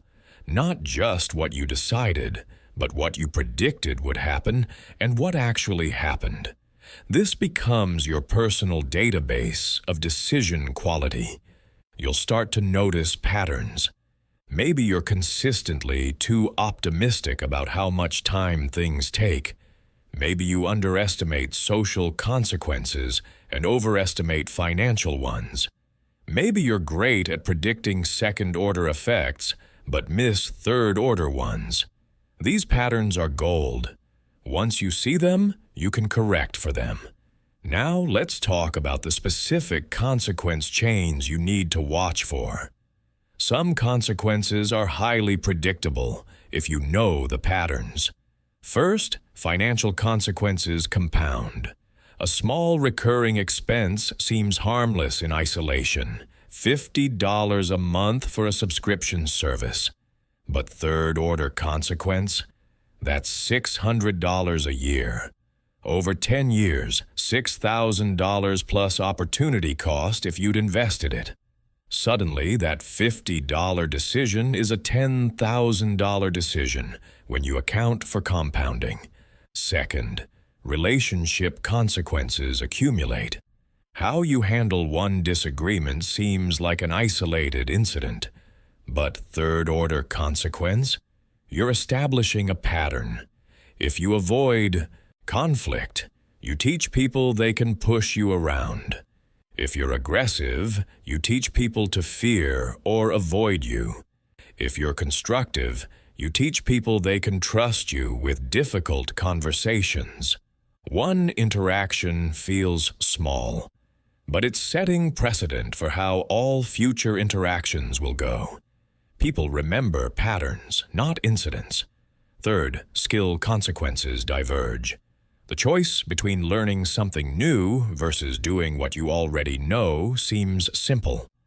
Do the new thing, you struggle and might fail. Do the familiar thing, you succeed easily. But third-order consequence? Choose the new thing consistently, and you develop adaptability and breadth. Choose the familiar thing consistently, and you become narrowly specialized and fragile. 5 years later, the person who chose discomfort is capable in many domains. The person who chose comfort is expert in one thing that might become obsolete. Fourth, identity consequences reinforce. Every action you take is a vote for the type of person you're becoming. Go to the gym once. You're not a fit person yet, but you've cast a vote for being someone who exercises. Skip the gym once. Same thing. One vote for being someone who doesn't prioritize fitness. Third-order consequence? 1,000 votes later, you've become the person those votes elected. Your identity is the sum of your actions. Every choice, even small ones, is reinforcing or contradicting the identity you claim to want. Fifth, optionality consequences multiply or constrain. Some decisions preserve options, others close them. Take a job with a broad skill development opportunity. You're preserving options.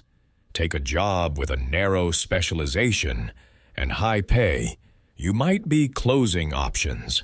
Third-order consequence?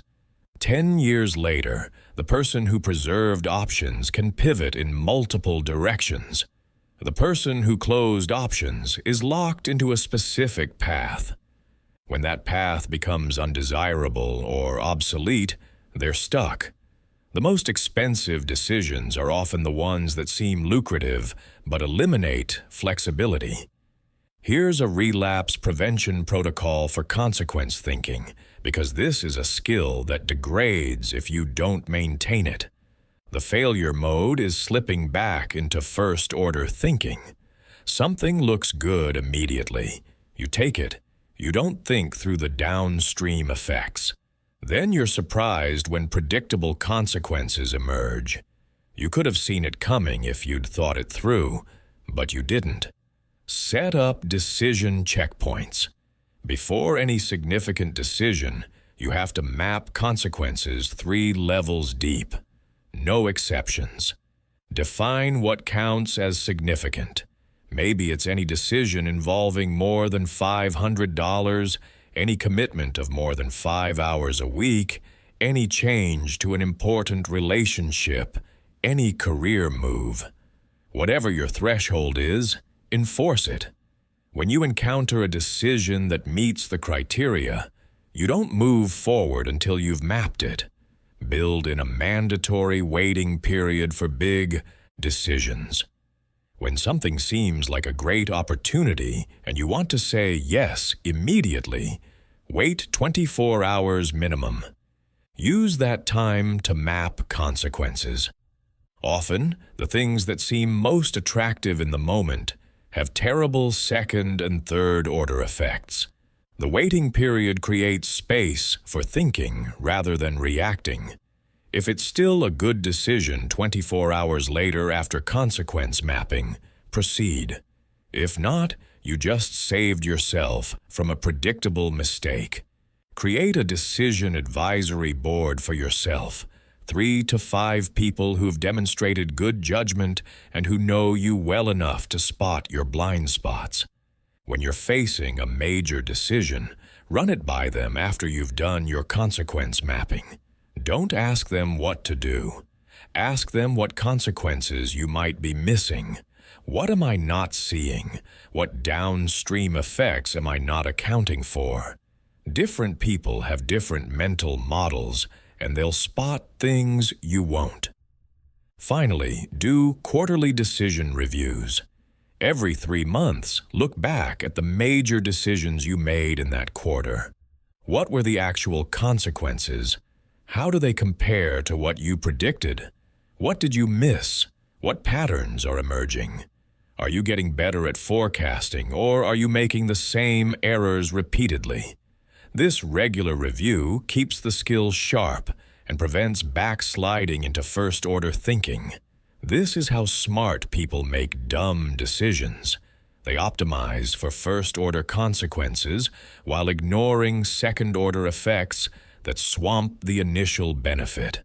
They take the promotion that comes with a 20% raise, not seeing that the new boss is toxic and the stress will cost them their health. They move to a lower cost-of-living city to save money, not recognizing that the reduced career opportunities will cost them far more in lifetime earnings. They accept the project that looks good on their resume, not seeing that it will consume their time for a year and prevent them from pursuing the opportunity that actually matters. Second-order thinking requires pausing before decisions and asking, then what? If I take this job, I'll make more money. Then what? I'll have less free time and more stress. Then what? I'll have less energy for my side project. Then what? The side project stalls. Then what? I miss the window for building it into something significant. Suddenly, the first-order benefit looks much less attractive when you account for second- and third-order costs. Maybe you still take the job, but now you're doing it with open eyes, knowing the trade-offs. The reason most people don't do this is that it requires effort and uncomfortable honesty. It's easier to focus on the immediate upside and ignore the downstream costs. It's more pleasant to believe the story you want to believe rather than rigorously examining consequences. But this is exactly why consequence forecasting is such a powerful edge. While everyone else is making decisions based on surface-level analysis, you're accounting for the full picture. You'll still make mistakes, but you'll make fewer and less expensive ones. Here's a systematic approach. For every major decision, map 5 recent similar decisions to their third-order consequences. If you're considering taking a new job, think about the last few times you changed jobs. What happened immediately? What happened 6 months in? What happened 2 years later? Were there consequences you didn't anticipate? What patterns emerged? This historical analysis gives you base rates, which are more reliable than your gut feeling about this specific situation. Then practice the 10-10-10 framework. For this decision, what's the impact in 10 minutes? 10 months? 10 years? This forces you to think across time horizons. Some decisions have great short-term payoff, but terrible long-term consequences. Eating junk food feels good in 10 minutes, neutral in 10 months if you don't do it often, terrible in 10 years if it's a pattern. Some decisions have painful short-term costs, but incredible long-term payoff. Learning a difficult skill is frustrating in 10 minutes, showing visible progress in 10 months, career-defining in 10 years. Most people are terrible at weighing these trade-offs because we're biologically wired for short-term thinking. Our ancestors needed to prioritize immediate survival over long-term optimization. If you might not survive the week, planning for retirement is pointless. But that wiring is catastrophic in modern environments where most of our outcomes are determined by long-term decisions. You won't die from eating one bad meal, but the cumulative effect of a bad diet will kill you. You won't fail from missing one workout, but never exercising will destroy your quality of life. You won't go broke from one poor financial decision, but a pattern of poor decisions will keep you struggling forever. Develop a pre-mortem habit for all major commitments. Before you agree to something, imagine it's 2 years later and it failed spectacularly. What happened? What went wrong? What consequences did you not anticipate? This sounds pessimistic, but it's actually just realistic. It forces you to identify failure modes before you're committed. Often you'll realize the most likely path to failure is obvious if you look for it. The job that seems perfect, except the company's business model is questionable. The relationship that seems great, except you have fundamentally different life goals. The investment that looks attractive, except you don't actually understand the risks. Pre-mortems don't mean you don't take risks. They mean you take risks with open eyes. You account for the ways things could go wrong, and either mitigate them or decide the upside is worth the downside. What you want to avoid is taking risks you didn't know you were taking. That's how people get blindsided. They focused on first-order benefits and ignored second-order risks. Spend time with people who think in consequences. Find mentors, peers, or advisors who have made major decisions and lived with the downstream effects. Ask them what they learned, what consequences surprised them, what would they do differently knowing what they know now. Their experience is information you can use without having to pay the cost of learning it firsthand. This is one of the highest ROI uses of other people's time. You're downloading the consequences of their decisions without having to live through them. Track your own decision outcomes over time. When you make a choice, write down what you expect to happen. Then check in at 30 days, 90 days, 1 year. Were your predictions accurate? What did you miss? What consequences emerged that you didn't anticipate? This is how you calibrate your forecasting ability. Most people never do this, so they make the same predictive errors repeatedly. They continue overestimating upsides and underestimating costs because they never check their predictions against reality. Make this a practice, and you'll get dramatically better at predicting outcomes. Now let's talk about leverage identification, the 80-20 of 80-20. The Pareto principle states that 80% of results come from 20% of efforts. Most people know this. What they don't know is that the principle recurses. Within that top 20%, there's another 80-20 distribution. 4% of your activities produce 64% of your results. Within that, less than 1% produces 40% of your results. The question is, have you identified which activities are in that top 1%? If not, you're probably spending enormous time on the 96% that produces 36% of your results. Let me show you exactly how this works with a detailed case study. Robert was a real estate agent, hard-working guy. Up early, stayed late, prospecting, showing properties, handling paperwork, networking events, open houses, social media, cold calling. He was busy constantly, 70-hour weeks. But when he actually looked at his income, it had plateaued. He was working harder every year but not making proportionally more money. Something was wrong. We did a complete leverage audit, 90 days, track every activity and the revenue it produced. Not what he thought it produced, what it actually, verifiably produced. Every hour coded to a specific activity type, every deal traced back to its origination source. The results were shocking. 68% of his revenue came from referrals from past clients. Not new prospecting, not cold outreach, existing relationships sending him business. But he was spending less than 5% of his time on past client relationship maintenance.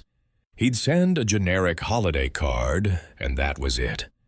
18% of his revenue came from one specific neighborhood where he'd done several deals and built a reputation.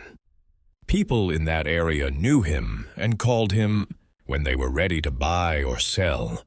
But he was spending zero time specifically building his presence in that neighborhood. He just happened to have gotten lucky with a few deals there early in his career. The reputation was accidental, not designed. 12% of his revenue came from high-end properties, which took about the same amount of work as mid-tier properties, but generated 3 times the commission. But he was spending 80% of his time on mid-tier properties because there were more of them, and they felt easier to close. 2% of his revenue came from everything else: the cold calling, the generic networking events, the broad social media presence, the mass email campaigns. All the stuff he thought was essential was generating almost nothing. Let's do the math. He was spending 5% of his time on activities generating 68% of revenue, 0% of his time on activities generating 18% of revenue, 15% of his time on activities generating 12% of revenue, 80% of his time on activities generating 2% of revenue. The misalignment was catastrophic. He was working 70-hour weeks but spending 56 hours on activities that produced almost no results. Here's what we restructured. First, he blocked 10 hours a week for past client relationship building. Not generic cards. Real relationship building. Monthly calls to his top 50 clients just to check in, provide market updates, see how they're doing. Quarterly events bringing past clients together. Creating a referral system where it was easy and rewarding for happy clients to send him business. This was his highest leverage activity. 10 hours generating 68% of revenue is extraordinary ROI. Second, he committed 8 hours a week to dominating his high-performing neighborhood, became the sponsor for the neighborhood association, hosted quarterly market update events, direct mailed every resident monthly with genuinely useful local information, not sales pitches, positioned himself as the neighborhood expert. This was his second highest leverage opportunity. The neighborhood already knew him a little. Now he was systematically building that awareness.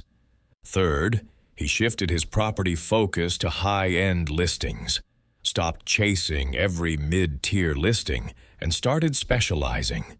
This meant fewer deals, but much higher commission per deal. 6 hours a week on building relationships with high net worth individuals and positioning himself as the luxury specialist.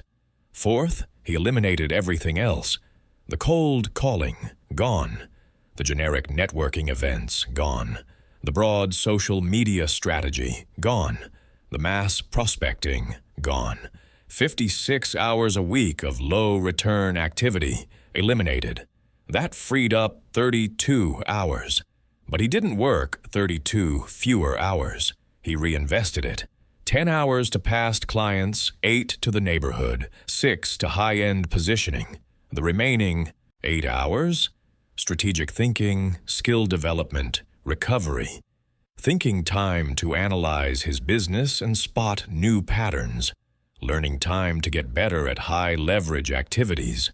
Recovery time to maintain energy. 12 months later, his revenue was up 47%. He was working 40 hours a week instead of 70. His stress was down. His satisfaction was up. What changed? He'd identified his actual leverage points and went all in on them, while ruthlessly eliminating everything below his threshold. He stopped confusing activity with achievement. He stopped letting low-return work crowd out high-return work. He became the house, not the gambler. He structured the game so that even average performance on his high-leverage activities would produce excellent overall results. This is what leverage identification does. It shows you where you're wasting time and where you should be concentrating force.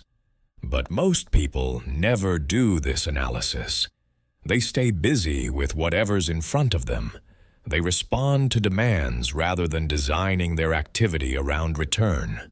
They let urgent low-value work crowd out important high-value work. They work hard, but on the wrong things. Here's your leverage identification practice protocol. This is a 90-day intensive because you need enough data to see patterns. Week 1 through 12, you're in pure tracking mode. Every activity, every day. How much time did it take? What category is it in?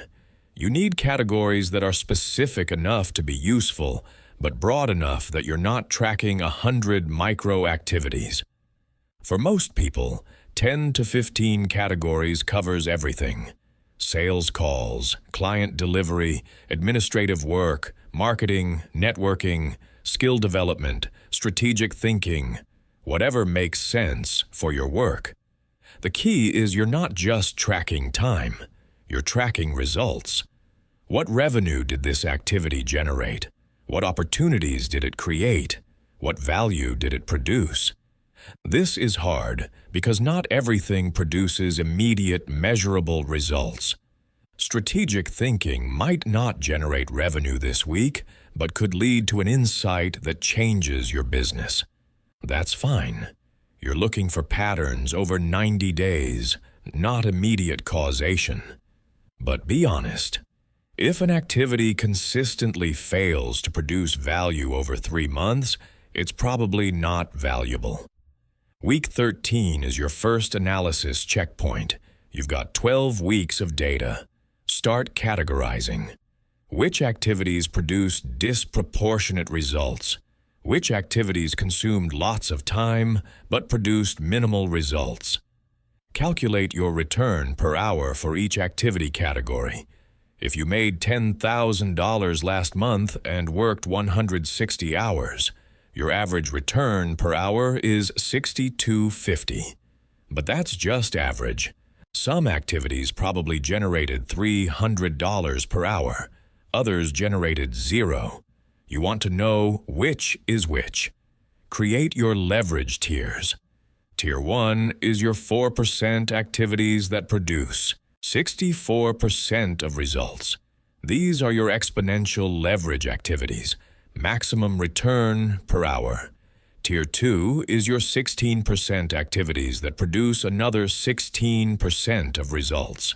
These are your high leverage activities. Good return, not exponential, but still worthwhile. Tier 3 is your 80% activities that produce 20% of results. These are your low leverage activities, minimal return. This is where most of your time probably goes. Your goal is to move time from Tier 3 to Tier 1. Week 14 through 26 is restructuring and testing. Based on your leverage analysis, you're going to make changes. Eliminate the bottom 50% of Tier 3 activities. Just stop doing them. Delegate or automate another 25%. That's 75% of your low leverage activity gone. The remaining 25% you keep because it's genuinely necessary, even though it's low leverage. Someone has to do it, and delegation isn't possible yet. Reallocate that freed time to Tier 1 activities. If you were spending 40 hours a week on Tier 3 activities and you just cut 30 hours, where do those 30 hours go? 20 hours to Tier 1, expanding your highest leverage work.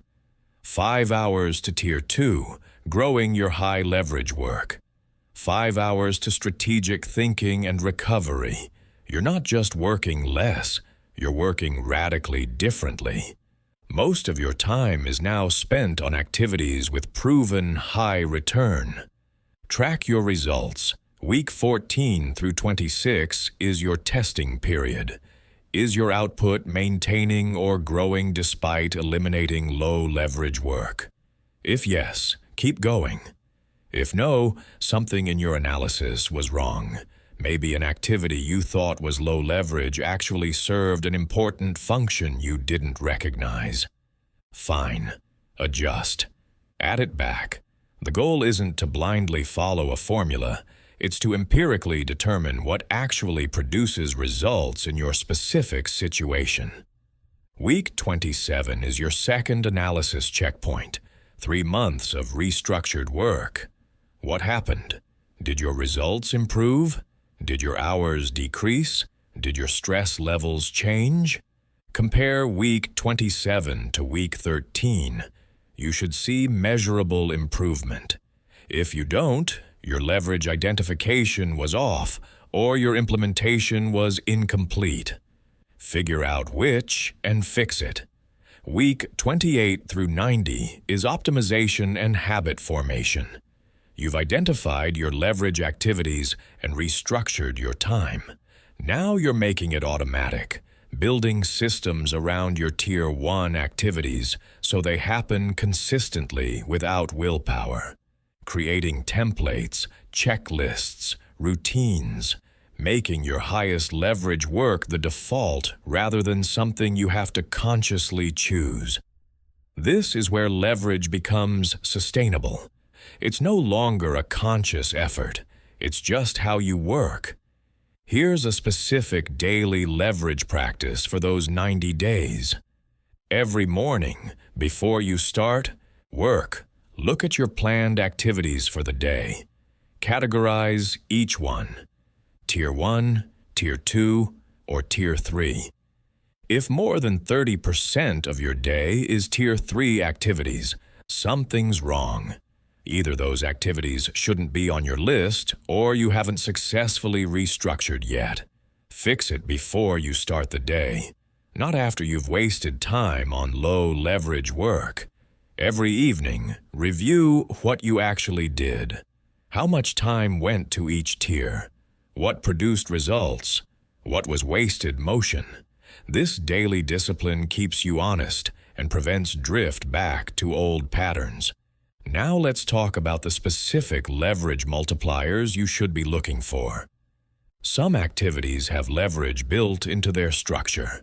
First, anything that scales infinitely has leverage, creating content that can be consumed by unlimited people, building systems that work without your ongoing input, making one decision that affects many outcomes. These activities have no marginal cost. The effort to create them is the same whether one person or 1 million people benefit. If you can shift even some of your time to infinitely scalable activities, your leverage increases dramatically. Second, anything that builds compounding assets has leverage. Learning a skill that improves everything else you do. Building a relationship that sends you opportunities for years. creating a reputation that attracts inbound interest. These activities produce returns that grow over time. Early investment creates ongoing benefit. The opposite is activities that produce only immediate returns. You do the work, you get the result, it's over. No ongoing benefit. Not necessarily bad, but no leverage. If you can shift from one-time return activities to compounding asset activities, your returns accelerate. Third, anything that has high judgment leverage has high value. Decisions where being right produces massive returns and being wrong produces massive costs. Strategic choices, hiring decisions, major partnerships, pricing strategies. One good decision can produce years of benefit. One bad decision can cost years of pain. Activities that improve your judgment on high-stakes decisions are highly leveraged, even if they don't produce immediate visible output. Reading, learning, thinking, seeking advice from people with expertise. These improve your decision quality, which improves everything else. Fourth, anything that eliminates recurring problems has leverage. If you spend 2 hours a week dealing with a specific problem, building a system that solves it permanently is worth 48 hours the first year, 96 hours the second year, and so on. The ROI increases every year. Most people never invest the upfront time to solve recurring problems systematically. They just keep handling them repeatedly. This is why they're always busy. They're re-solving the same problems instead of solving them once. Fifth, anything that produces insights rather than just outputs has leverage. Creating a thing is valuable. Understanding why that thing works or doesn't work is more valuable because the insight applies to future things. Two people can spend the same time on a project. One just does the work. The other does the work and extracts insights about what works and why. Same time investment, different leverage. The person extracting insights is building a knowledge base that makes everything else they do more effective. Here's a leverage multiplication challenge. 30 days, focused specifically on multiplying the leverage of your Tier 1 activities. You've identified what produces disproportionate results. Now make it produce even more. Day 1 through 10, you're looking for ways to scale your highest leverage activities. If relationship building with past clients is Tier 1, can you systematize it so it takes less time or reaches more people? Can you create a monthly email that provides value to all past clients instead of individual calls? Can you host events where you interact with many past clients at once? The goal is maintaining or increasing the value while reducing the time cost or expanding the reach. Day 11 through 20, you're looking for ways to compound your Tier 1 activities. How can you create ongoing returns from work you've already done? If creating content is Tier 1, can you repurpose that content across multiple platforms? Can you turn one deep piece into 10 derivative pieces? Can you create a library that becomes an ongoing asset? If building expertise is Tier 1, can you teach what you're learning, which both reinforces your knowledge and builds your reputation? The goal is making your efforts produce returns long after you've done the work. Day 21 through 30, you're looking for ways to improve your judgment in Tier 1 activities. What would make you better at your highest leverage work? If sales is Tier 1, what skills would improve your close rate? If content creation is Tier 1, what would make your content more valuable? If relationship building is Tier 1, what would make you better at identifying and cultivating the right relationships? Invest time in developing capabilities that multiply the effectiveness of your Tier 1 work. Even small improvements in high-leverage activities produce outsized total returns. Let me give you a relapse prevention protocol for leverage focus, because this is where most people backslide. You'll identify your leverage activities, you'll restructure your time, you'll see great results. Then someone will ask you to do something that's clearly low leverage, but feels urgent or hard to say no to. You'll say yes. Then another request. Then another. 6 months later, you're back to spending 80% of your time on activities that produce minimal results. This is predictable. Here's how you prevent it. Create a leverage protection system. Before you say yes to any new commitment, you have to evaluate it against your leverage tiers. Is this a Tier 1 activity? Then it's worth considering, though you still need to make sure you have capacity. Is it Tier 2? Maybe, if you have space and it won't displace Tier 1 work. Is it Tier 3? Default answer is no, unless there's a compelling reason. This evaluation has to be explicit. If you can't articulate which tier a request falls into, you don't have enough information to say yes. Build in quarterly leverage audits. Every 3 months, repeat the tracking process. 1 week of detailed time and results tracking. Compare to your baseline. Are you maintaining your leverage profile or has it degraded? Are you still spending most of your time on Tier 1 activities or have Tier 3 activities crept back in? If you've backslid, identify what happened, what changed, what new commitments did you accept, what old commitments did you fail to eliminate. Course correct immediately. Don't wait until it's a complete regression. Develop template responses for common low-leverage requests. When someone asks you to do something that's clearly Tier 3, you need a practiced way to decline. I appreciate you thinking of me, but I'm not taking on new commitments in that area right now. I'd love to help, but my bandwidth for that type of work is fully allocated. That sounds interesting, but it's not aligned with my current focus areas. Have these responses ready, so you're not making the decision in the moment when social pressure is highest. You've already decided. You're just communicating the decision. Create accountability for leverage maintenance. Find someone who understands leverage thinking and share your Tier 1 activities with them. Every month, report what percentage of your time went to Tier 1 versus Tier 3 work. Having to report creates healthy pressure to maintain focus. It's easy to let things slip when nobody's watching. It's harder when you'll have to admit you spent 30 hours on low-leverage work to someone who's expecting you to protect your leverage. Leverage identification means ruthlessly analyzing what actually moves needles versus what just feels productive. Most people confuse activity with achievement.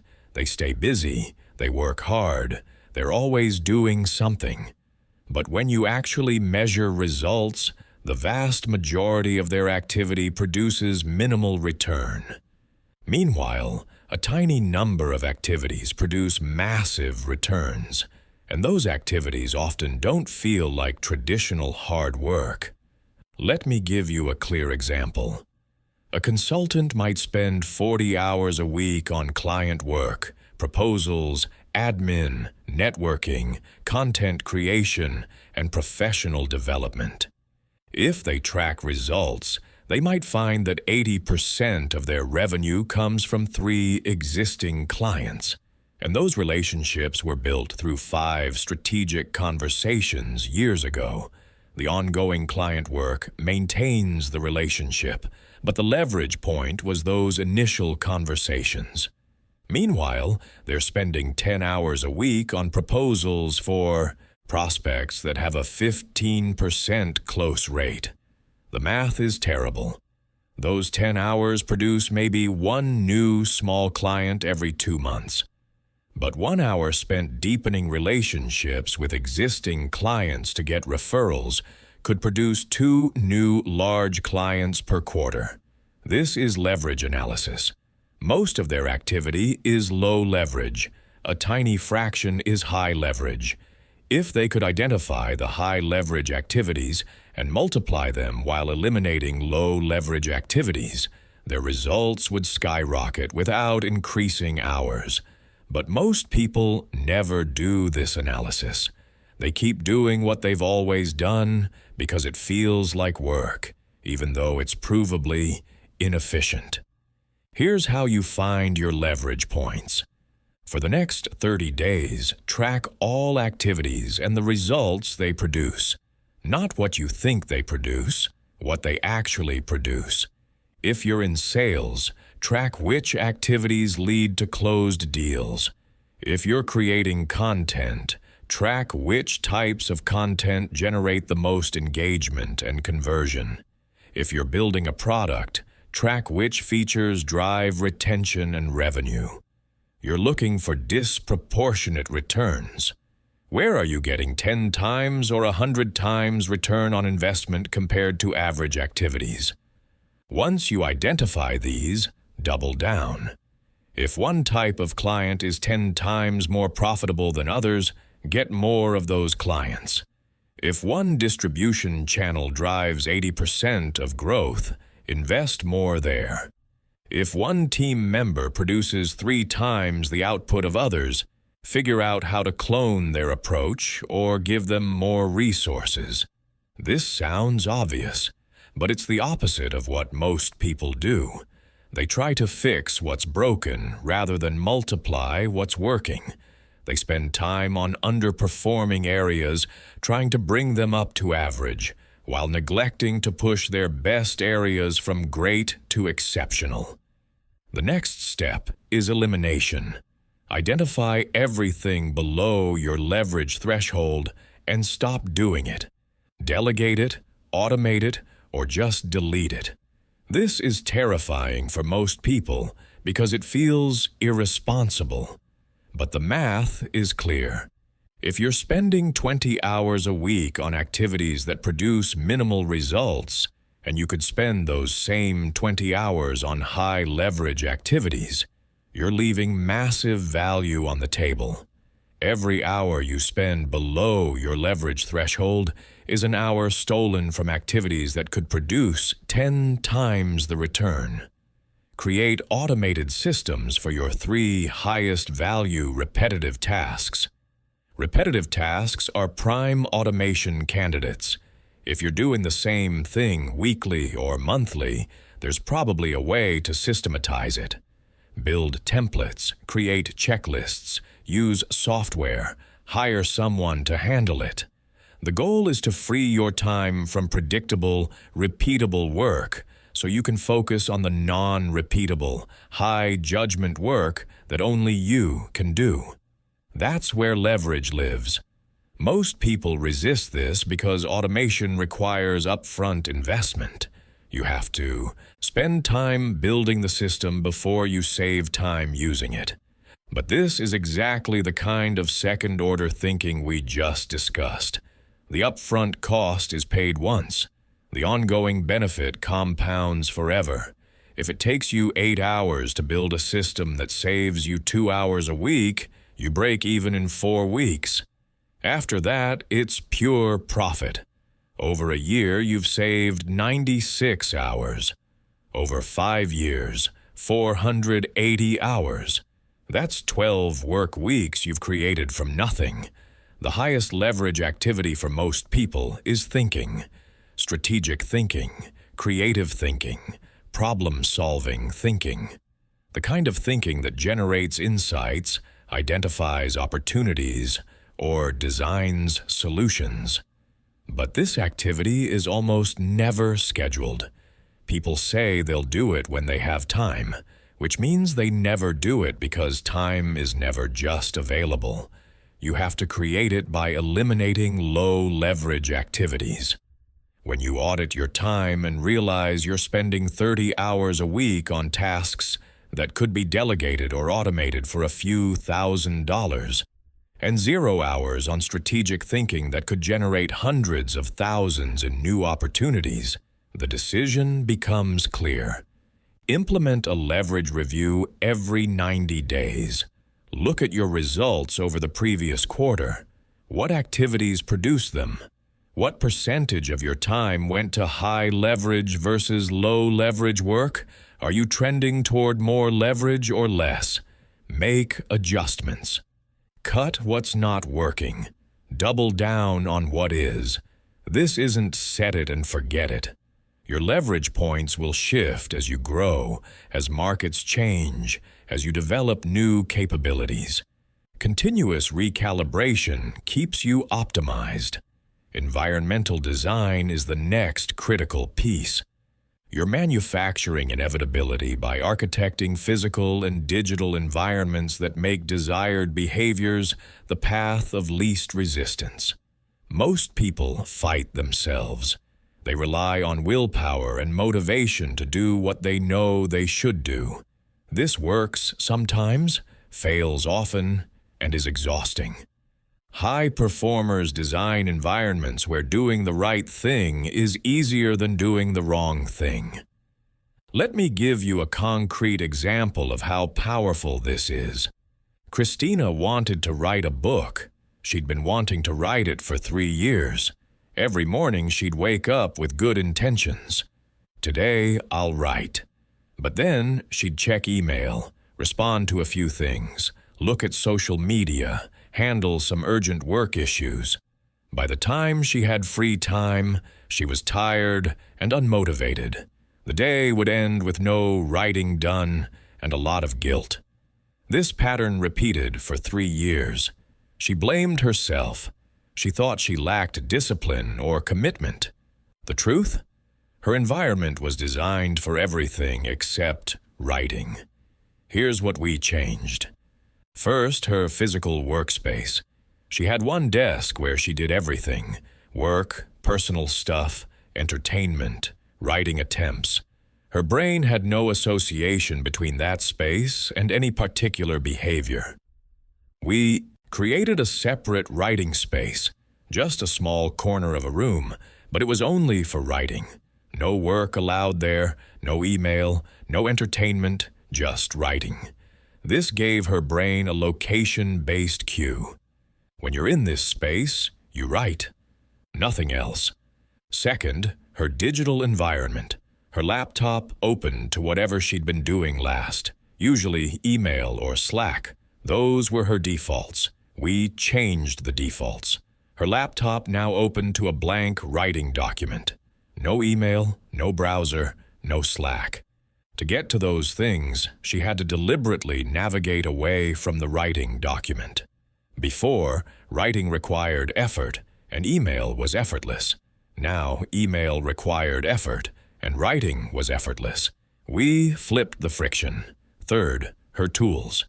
She'd been trying to write in Google Docs because it was convenient, and she used it for other things. But every time she opened it, she saw her work documents.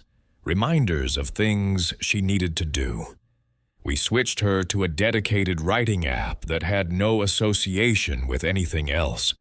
When she opened it, the only thing she could see was her book. No distractions, no reminders of other obligations. Fourth, her time structure. She'd been trying to write whenever she had free time, which meant she was always fitting it in around other priorities. We blocked 6 to 8 a.m. every morning for writing. Before her day started, before she checked anything, before anyone could ask her for anything. This time was sacred. Phone in another room, internet off, door closed. Just her and the work. Fifth, her accountability structure. Writing alone in a vacuum is hard. We found her a writing partner who was also working on a book. Every morning at 8, they'd have a 5-minute check-in. What did you write today? How many words? This created external accountability. She didn't want to show up with nothing. The social commitment reinforced the behavior when internal motivation flagged. The result? In 6 months, she wrote 70,000 words, the rough draft of her book. After 3 years of trying and failing, what changed? Not her discipline, not her motivation, her environment. She removed friction from the behavior she wanted and added friction to behaviors that competed with it. She created location cues, time cues, and social cues that all pointed toward writing. She made writing the default and everything else the deviation. This is environmental design. You're not relying on willpower. You're making the desired behavior automatic by structuring the environment, so it's the easiest path. Let's break down how you do this systematically across all domains of your life. Start with your physical workspace. What does it support? If you want deep focus but your desk faces a window with constant activity, you're fighting your environment. If you want creativity but your space is sterile and institutional, you're fighting your environment. If you want calm, but your workspace is cluttered with unfinished projects and reminders of obligations, you're fighting your environment. Design your workspace for your highest value activity. If that's deep thinking, create a space that's quiet, minimal, comfortable, with everything you need within reach and nothing you don't need visible. If it's creative work, create a space that's inspiring, with stimuli that spark ideas, but not so much that it's overwhelming.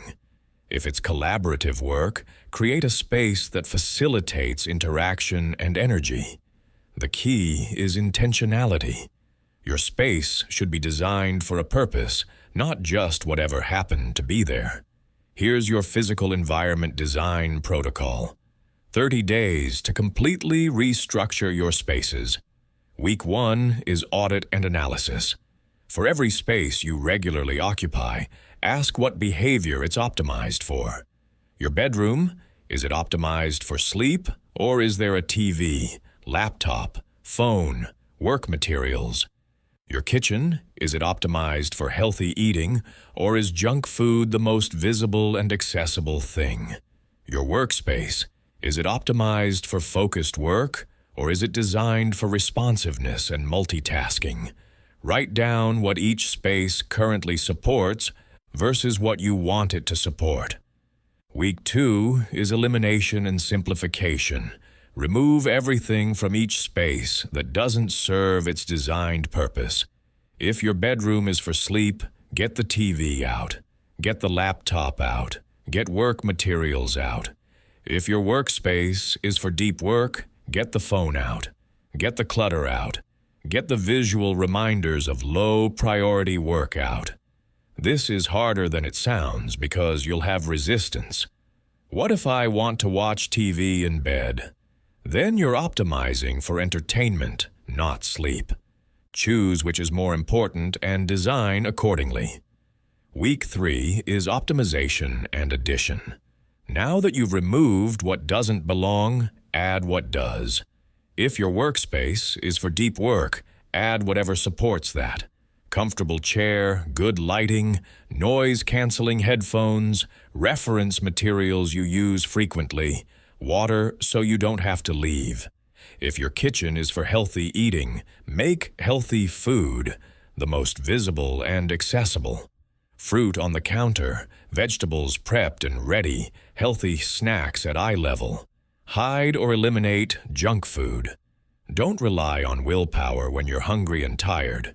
Make the right choice, the easy choice. Week 4 is testing and refinement.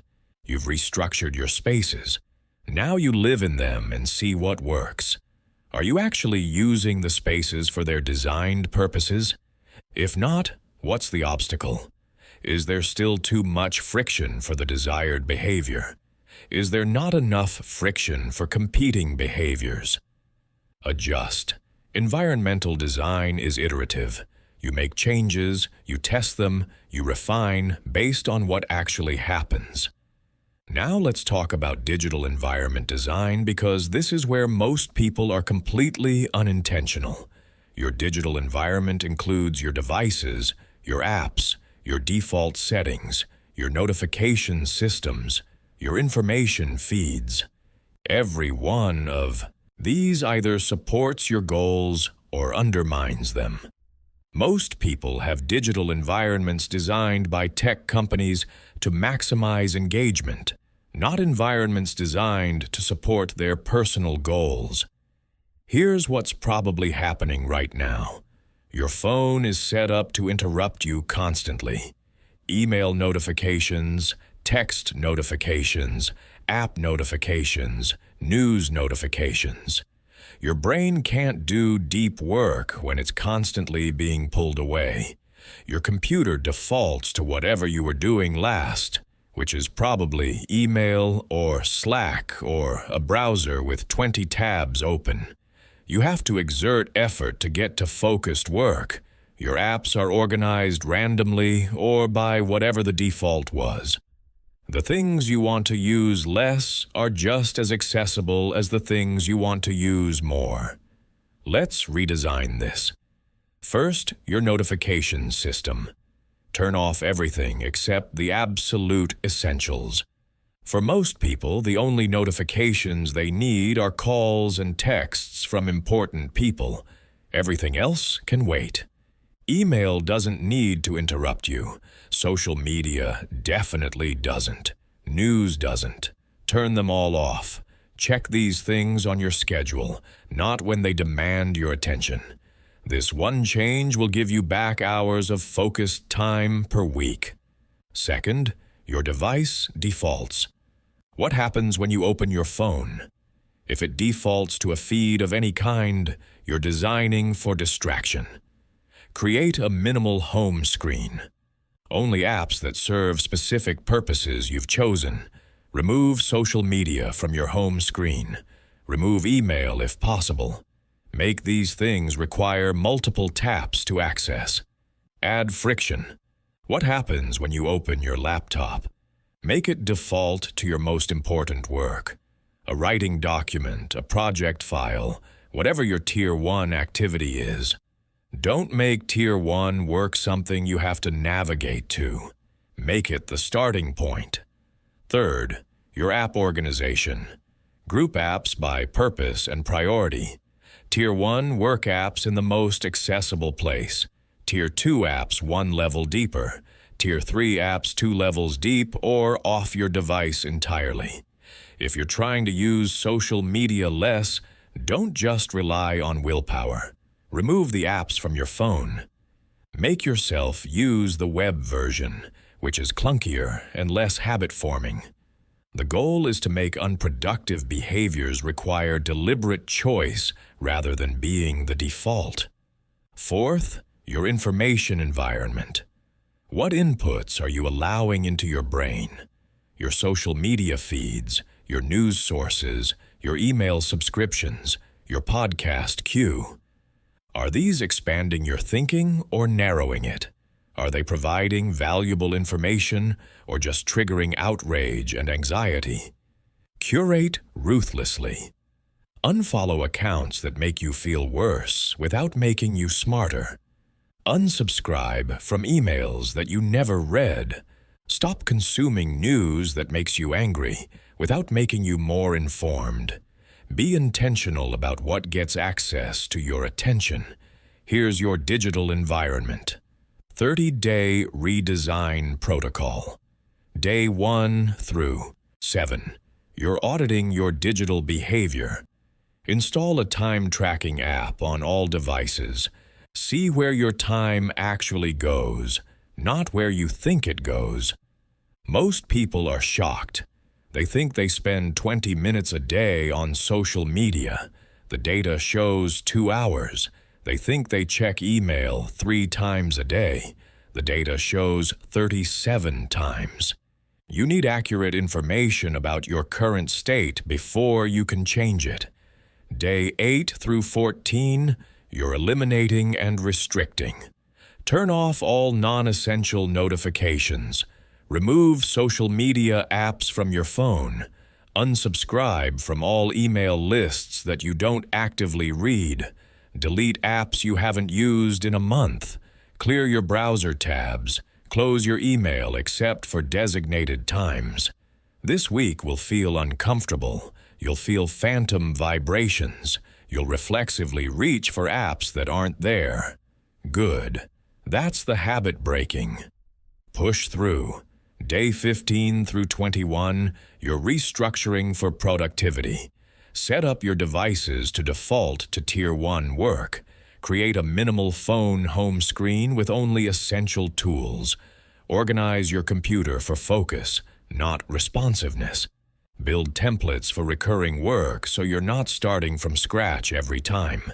Create saved search filters for important information so you're not manually sorting through noise.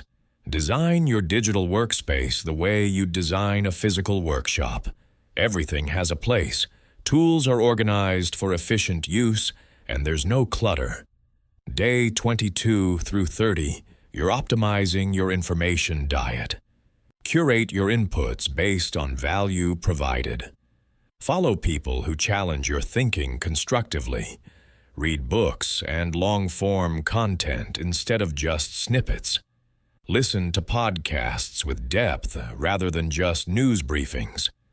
Build a knowledge system that captures insights from what you consume, so you're not just passively absorbing and forgetting.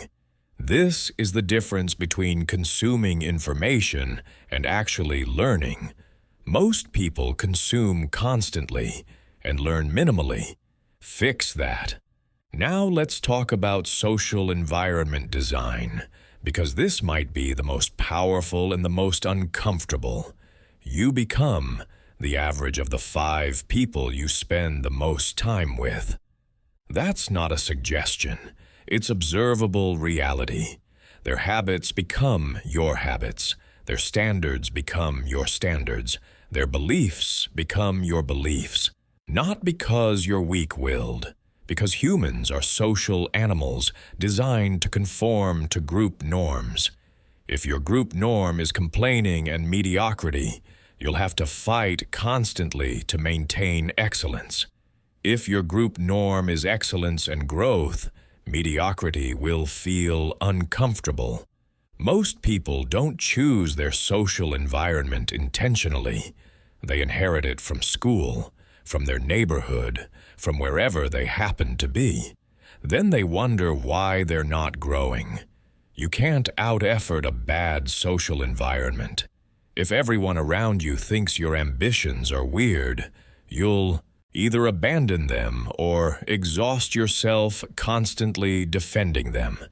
If everyone around you is pursuing excellence, your ambitions will feel normal, and you'll have support instead of resistance. Here's a hard truth. You probably need to spend less time with some people in your life. Not because they're bad people, because they're pulling you toward a version of yourself you don't want to be. The friend who always wants to go out drinking when you're trying to build a business. The family member who discourages every goal because they're risk-averse. The colleague who complains constantly and never takes action. These people aren't evil, but they're expensive. Every hour with them is an hour you're not with people who elevate you. This doesn't mean you cut people off cruelly. It means you're intentional about who gets your limited time and energy. You can care about someone from a distance. You can love someone and see them twice a year instead of twice a week. You can be kind while protecting your environment. But you cannot let social obligation override your development. Your outcomes are too important to sacrifice to other people's comfort with the status quo. Here's how you audit your social environment. List the 10 people you spend the most time with. For each person, honestly assess, do they inspire me to be better or enable me to stay the same? Do they challenge my thinking or reinforce my existing patterns?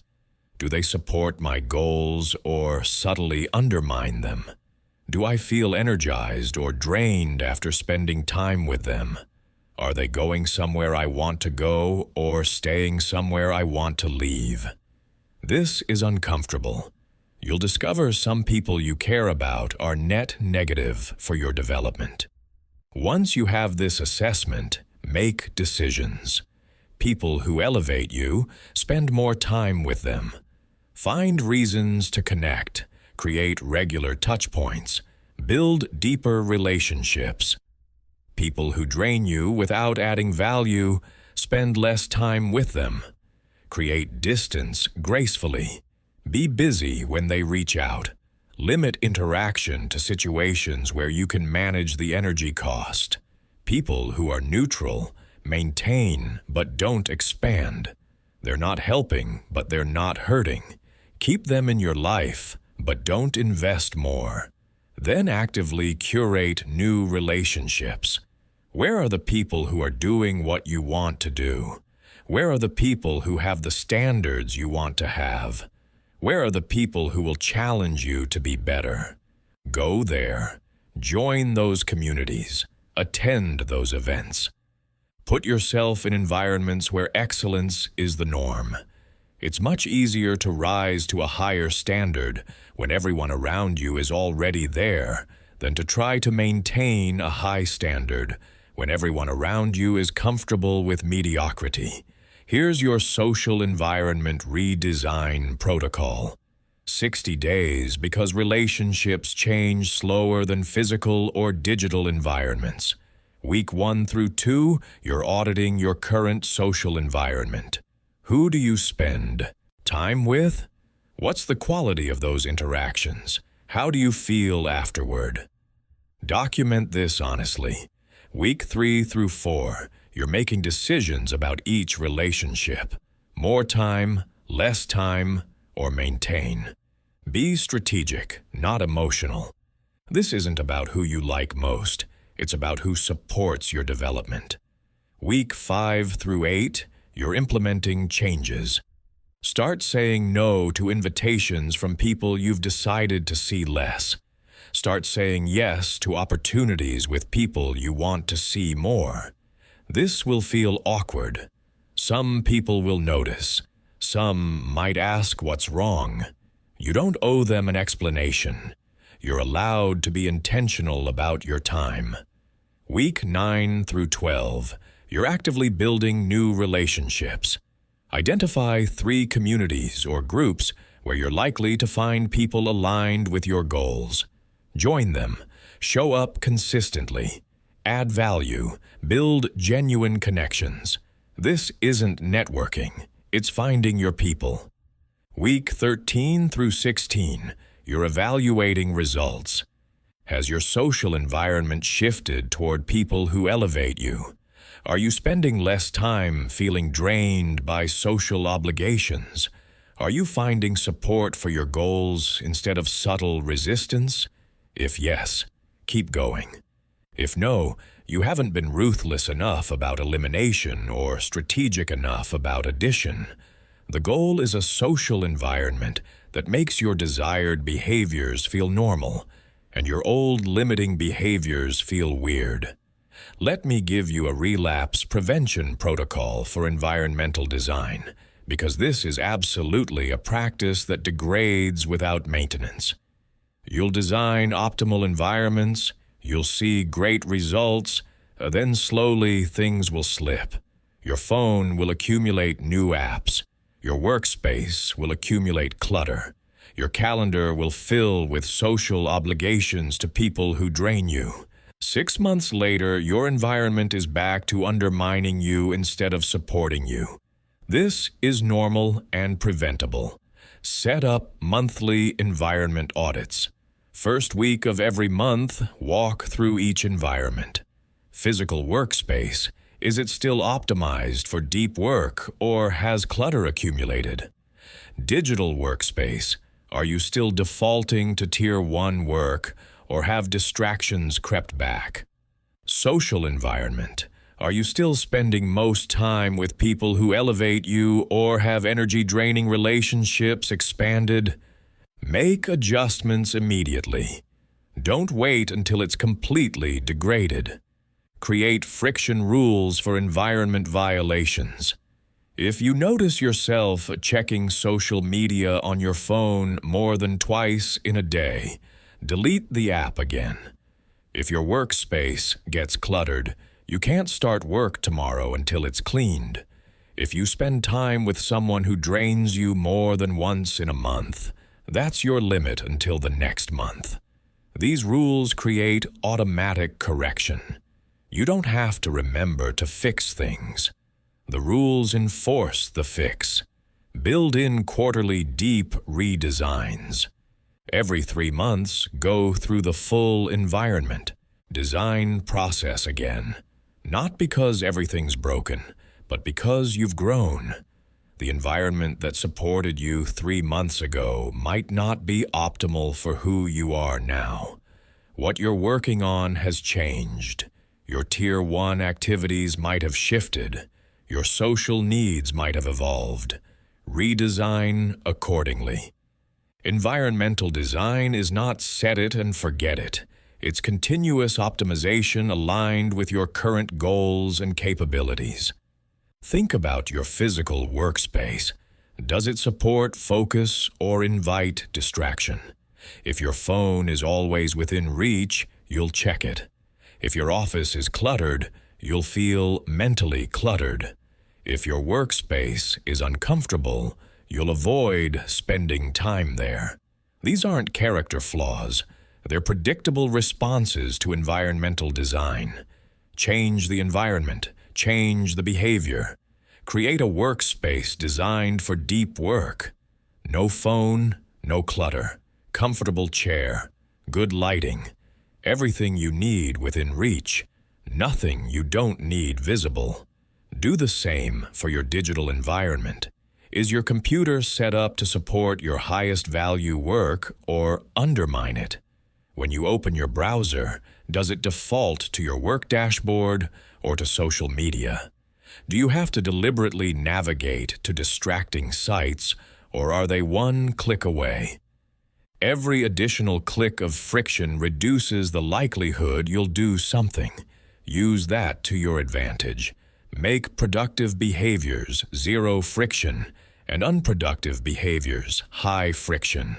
The same principle applies to social environments. You become the average of the people you spend the most time with. That's not mysticism. It's environmental influence. If you're surrounded by people who complain, avoid responsibility, and make excuses, those behaviors will feel normal and acceptable. If you're surrounded by people who take initiative, solve problems, and execute, those behaviors become your baseline. You're not going to willpower your way to excellence while marinating in mediocrity. Your environment is stronger than your willpower. Audit your social environment honestly. Who amplifies you versus drains you? Who challenges you to be better versus reinforces your limitations? Who's going somewhere you want to go versus staying somewhere you want to leave? This isn't about being ruthless or cutting people off. It's about being intentional. You can care about people without spending all your time with them. You can be kind while protecting your environment. Your outcomes are too important to sacrifice to social obligation. Curate your input environment with the same intentionality. What are you reading, watching, listening to? Is it expanding your thinking or numbing your mind? Is it providing valuable information or just feeding outrage and fear? Your inputs shape your thinking. Low-quality inputs guarantee low-quality thinking. If you're consuming social media drama, algorithmic outrage, and sensationalized news, that's the mental environment you're operating in. It will degrade your decision-making, your mood, and your effectiveness. Replace low-value inputs with high-value ones. Instead of scrolling Twitter, read books by people who've accomplished what you want to accomplish. Instead of watching news coverage that makes you angry, Listen to podcasts with experts discussing complex topics in depth. Instead of following people who post for engagement, follow people who share insights that challenge your thinking. This isn't about filtering out disagreement. It's about filtering out noise. Design your environment to make the right choices automatic. If you want to exercise daily, lay out your workout clothes the night before. If you want to read more, remove the TV from your bedroom and put books on your nightstand. If you want to eat better, don't keep junk food in your house. These seem like trivial changes, but they work because they eliminate decision points. You're not resisting temptation. You're removing temptation from the environment. The power of environmental design is that it works even when you're tired, stressed, or unmotivated. Willpower is a depleting resource. You have less of it at the end of a hard day than at the beginning. If you're relying on willpower to make good choices in weak moments, you'll fail. But if you've designed your environment so that good choices are easy and bad choices are hard, you'll succeed even when your willpower is gone. The environment does the work for you. Implement a 30-day environmental redesign. Physical space first. Create a workspace optimized for your most important work. Remove distractions. Add support structures. Digital space second. Configure your devices to default to productive, not distracting. Remove apps you overuse. Add friction to behaviors you want to reduce. Social space third. Spend more time with people who elevate you, less time with people who drain you. Input space fourth. Curate what you consume. Add signal. Remove noise. Then observe the results.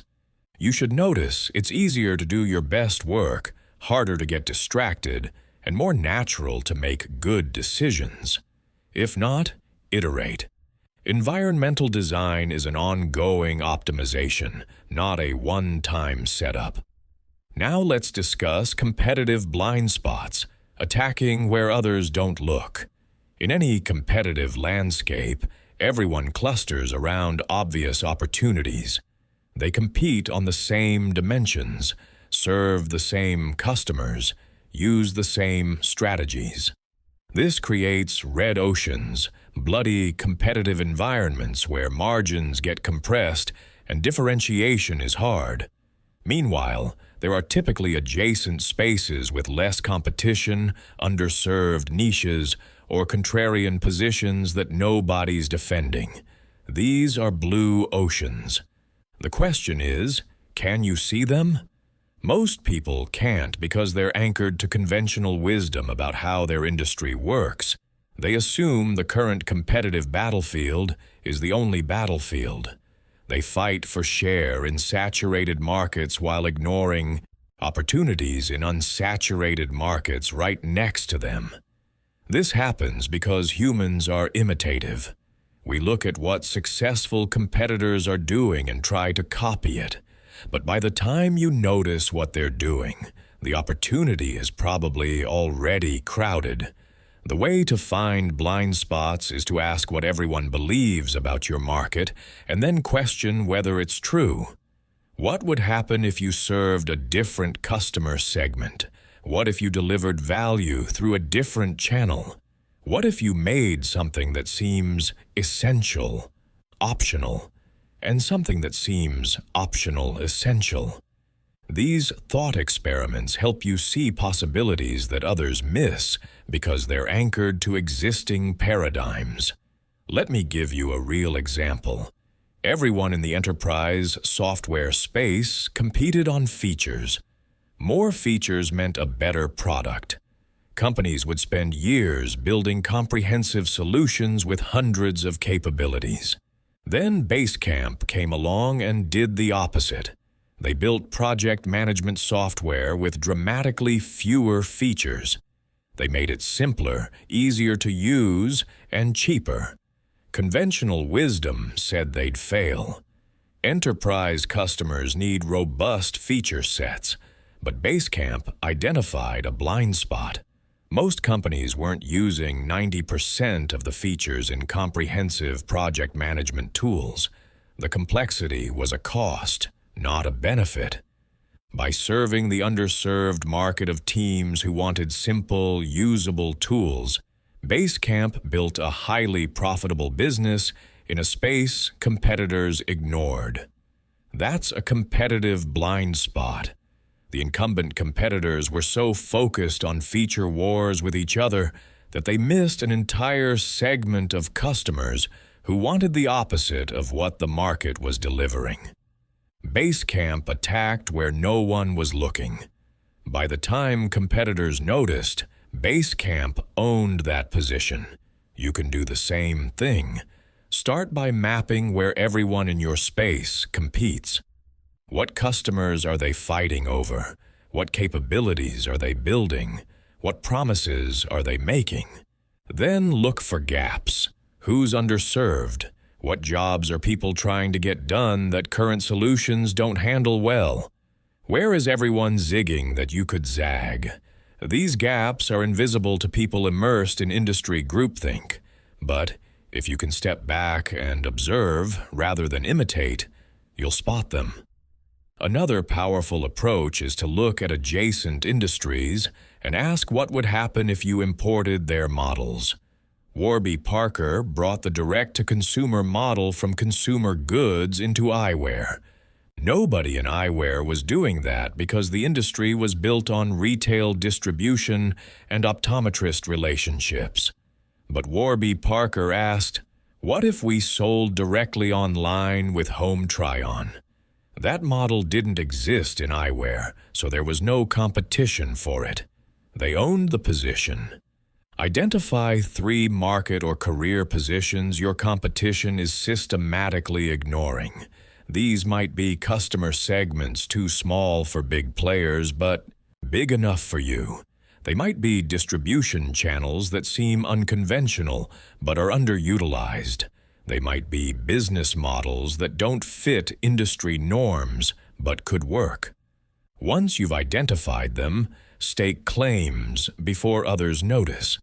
Being first in an uncrowded space is infinitely more valuable than being 10th in a crowded space. The risk with contrarian positions is you might be wrong. Maybe everyone's ignoring that space because it doesn't work. But you can test before fully committing. Run small experiments. Talk to potential customers. Build a minimum viable version. See if there's actual demand. If there is, scale fast before competition arrives.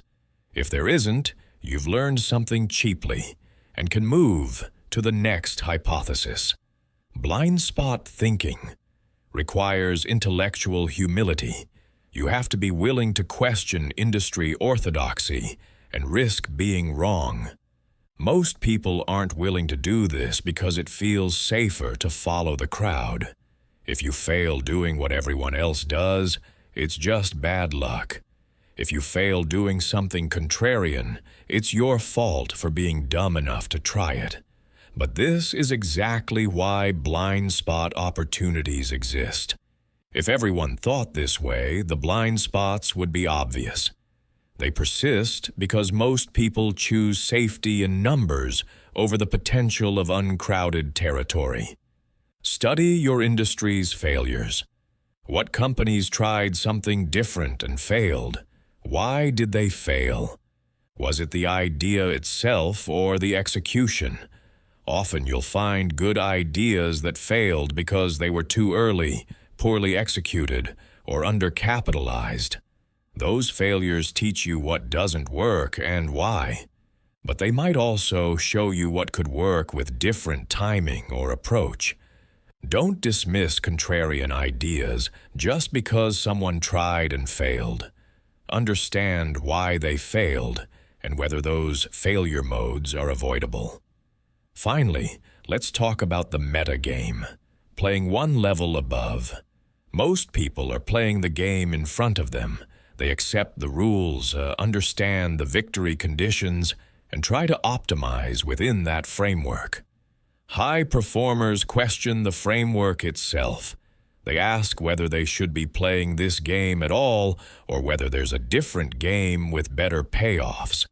They operate from a strategic layer most people never access, making moves that reshape the game while others play within fixed rules. The metagame is about understanding that all games are constructed and therefore changeable. The rules you think are fixed are often just conventions. The constraints you think are real are often just accepted limitations. When you realize this, you can design games that favor your strengths rather than adapting to games that favor others. You can create new categories rather than competing in existing ones. You can change victory conditions rather than accepting the ones given to you. Think about politics. Most people play the game of winning arguments with opponents. They try to convince the other side they're right. High performers play a different game. They build coalitions, shift public opinion, change what's politically possible. They're not trying to win the debate. They're trying to change what gets debated. That's the metagame. While everyone else argues within the existing frame, they're reframing the conversation entirely. You can do this in your career, your business, your life. If the standard career game in your company is climb the hierarchy, get promoted every 2 years, retire with a pension, you can play that game. Or you can play the meta game. Build skills that make you valuable outside the company. Create options so you're not dependent on one employer's trajectory. Use the company to learn, build network, and develop capabilities. Then leverage those into opportunities the company doesn't control. You're playing a bigger game than the one the company offers. Game theory teaches us that the player who can change the rules wins. If you're playing poker and losing, you could try to improve your poker skills. Or you could propose switching to a different game. If you can change the game to one where you have an advantage, you don't need to improve at poker. This applies broadly. If you're competing in an arena where you're disadvantaged, can you shift the competition to a different arena? If you're bad at cold calling, but good at content creation, can you make the game about inbound leads instead of outbound prospecting? The metagame requires stepping back from immediate tactics and thinking strategically. What game am I playing? What are the rules? Who set those rules? Are they actually fixed or just accepted? What game would I rather be playing? Can I change the game? These questions feel abstract, but they're intensely practical. The reason you're stuck might not be that you're bad at the game. It might be that you're playing the wrong game. Analyze what game you're actually playing in your major life domains. Career, relationships, health, wealth. What are you optimizing for? What rules are you following? Were those rules chosen deliberately or inherited by default? If you could redesign the game to favor your strengths, what would it look like? This analysis often reveals you're playing games you never agreed to play, following rules that don't serve you, pursuing victory conditions you don't actually want. Once you see this, you can redesign. You can opt out of games that don't serve you. You can create new games with better rules. You can pursue victory conditions that actually matter to you rather than ones society handed you. This is liberating, but also destabilizing. When you're no longer following the default game plan, you lose the social validation that comes from doing what everyone else does. You have to be okay with that. The metagame requires confidence to operate outside conventional frameworks. Examine which constraints are real versus assumed. You probably think you have to live in a high-cost city to have a successful career. Do you? You probably think you need permission from authority figures to pursue certain paths. Do you? You probably think you have to work for 40 years to retire comfortably. Do you? Many of these constraints are real for some people, but not for you. Or they were real in 1985, but technology and social change have made them optional now. Testing constraints is how you discover freedom. Design your 5-year positional moves from a strategic altitude. Where do you want to be in 5 years? Not in terms of achievements, but in terms of position. What game do you want to be playing? What options do you want to have? What capabilities do you want to possess? Then work backward. What has to be true in 3 years to make the 5-year position possible? What has to be true in 1 year to make the 3-year position possible? What needs to happen this quarter to make the 1-year position possible? This strategic cascade gives you actions to take now that build toward the position you want, even if the current game doesn't offer a clear path there. The metagame is ultimately about agency. Most people feel like life is happening to them. They're responding to circumstances, reacting to changes, adapting to environments they didn't choose. Players of the metagame feel like they're authoring their lives. They're creating circumstances, initiating changes, designing environments. The difference is profound. One leads to optimization within constraints. The other leads to freedom from constraints that turn out to be negotiable. Now let's integrate everything through practical implementation. You've learned perception exploits, probability manipulation, social physics, temporal arbitrage, information asymmetry, narrative control, energy economics, consequence forecasting, leverage identification, environmental design, blind spot recognition, and meta-game thinking. The question is, how do you actually apply this? Knowledge without implementation is entertainment. You need systematic integration. Let me give you the complete 90-day transformation protocol. This is structured as daily micro-challenges that build on each other, creating compound skill development. You're not trying to master everything at once. You're building systematically, one layer at a time. Each week focuses on a specific principle. Each day within that week has a micro-challenge that takes between 15 and 45 minutes, and each builds on what came before. Week 1 is perception audit and recalibration. Day 1, your micro-challenge is simple awareness. For every decision you make today, notice it consciously. Don't change anything yet. Just observe. How many decisions do you make on autopilot? Where are you relying on default programming instead of conscious choice? Write down 5 decisions you made today and what influenced each one. Was it habit, social pressure, emotion, logic? Most people make hundreds of decisions daily and can't tell you why they made any of them. You're breaking that pattern. Day 2. Filter identification. Pick one area of your life that's not where you want it to be. Could be career, health, relationships, finances. For that area, identify 3 filters that are distorting your perception. What are you systematically not seeing? What are you overweighting or underweighting? What assumptions are you making that might be false? Write them down specifically. Not vague, like, I have negative beliefs about money. Specific, like, I believe making more money requires working more hours, but I've never tested whether that's true in my specific situation. Day 3, probability calibration. Make 5 predictions about things that will happen in the next 24 hours. Write down your confidence level for each.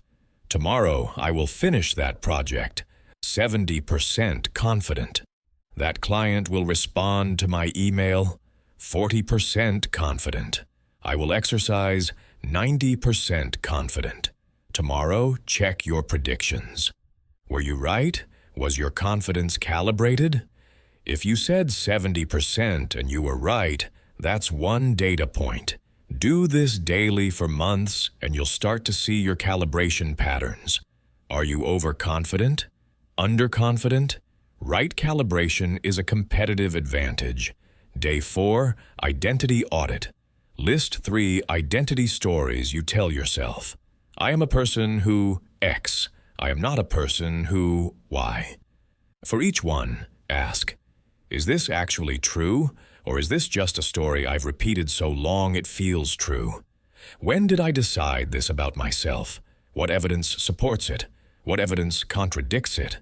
Most identity stories were formed by younger versions of you with limited information. They might have no connection to your actual capabilities now. Question them ruthlessly. Day 5, Attention Recalibration.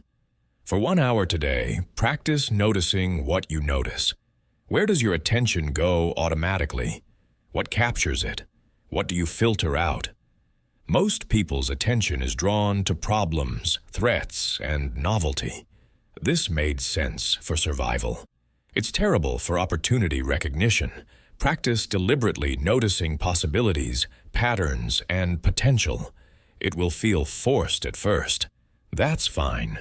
You're retraining your attention system. Day 6, Synthesis and Planning. Review your week. What patterns emerged? What did you learn about your perception filters, your probability calibration, your identity stories, your attention patterns? Write down 3 specific changes you're going to make based on this week's observations. Be concrete, not, I'm going to be more aware. Instead, I'm going to question my first reaction to opportunities before dismissing them, because I noticed I reflexively say no to things that feel unfamiliar. Day 7, Rest and Reflection. No new challenge today. Just process what you've learned. The brain needs consolidation time. Trying to push forward every single day leads to burnout and shallow learning. Rest is part of the protocol, not a deviation from it. Week 2 is probability engineering and pattern stacking. Day 8, identify your current probability field. What are you currently doing that creates option value? What compound behaviors are you already running? Most people have some without realizing it. Maybe you read regularly, which compounds knowledge. Maybe you exercise regularly, which compounds health. Identify 3 behaviors you're already doing that compound. These are proof that you can stack patterns. Day 9, design 1 new compound behavior, something small enough that friction won't stop you, but meaningful enough that daily repetition creates visible change. Read 10 pages in your field. Do 5 minutes of skill practice. Reach out to 1 person in your network. Whatever aligns with your goals, do it today and commit to doing it daily for the next 82 days. This is your keystone habit for this protocol. Day 10, Expected Value Calculation. Identify 3 decisions you're currently facing or 3 opportunities you're considering. For each one, estimate the probability of success and the payoff if you succeed. Estimate the probability of failure and the cost if you fail. Calculate expected value. Probability of success times payoff minus probability of failure times cost. This might feel weird if you're not used to quantifying decisions. Do it anyway. Even rough estimates are better than pure intuition. Day 11, Pattern Recognition Practice. Look back at your last 10 successes, however you define success. What patterns were present? Time of day, energy level, preparation level, who you were working with, Type of task. Look for variables you can control. Then look at your last 10 failures or disappointments. What patterns were present there? You're building a personal database of success factors and failure factors. Day 12, micro bet initiation. Based on your expected value calculations from day 10, identify one positive expected value opportunity you've been avoiding. Take the smallest possible step toward it today. Don't commit fully. Just make a micro bet. Send one email. Make one call. Spend 30 minutes researching it. You're not betting the farm. You're testing whether this opportunity deserves more investment. Day 13. Pattern Stack Review. How's your keystone habit from day 9 going? Have you done it every day this week? If yes, excellent. Keep going. If no, what got in the way? Was the behavior too big? Was the trigger unclear? Was there too much friction? Adjust and recommit. Pattern stacking only works if the patterns actually stick. Day 14, Rest and Integration. Week 3 is Social Physics, Mapping and Positioning. Day 15, Power Structure Observation. In your primary professional environment, spend today just observing who defers to whom. In meetings, whose opinion causes others to shift position?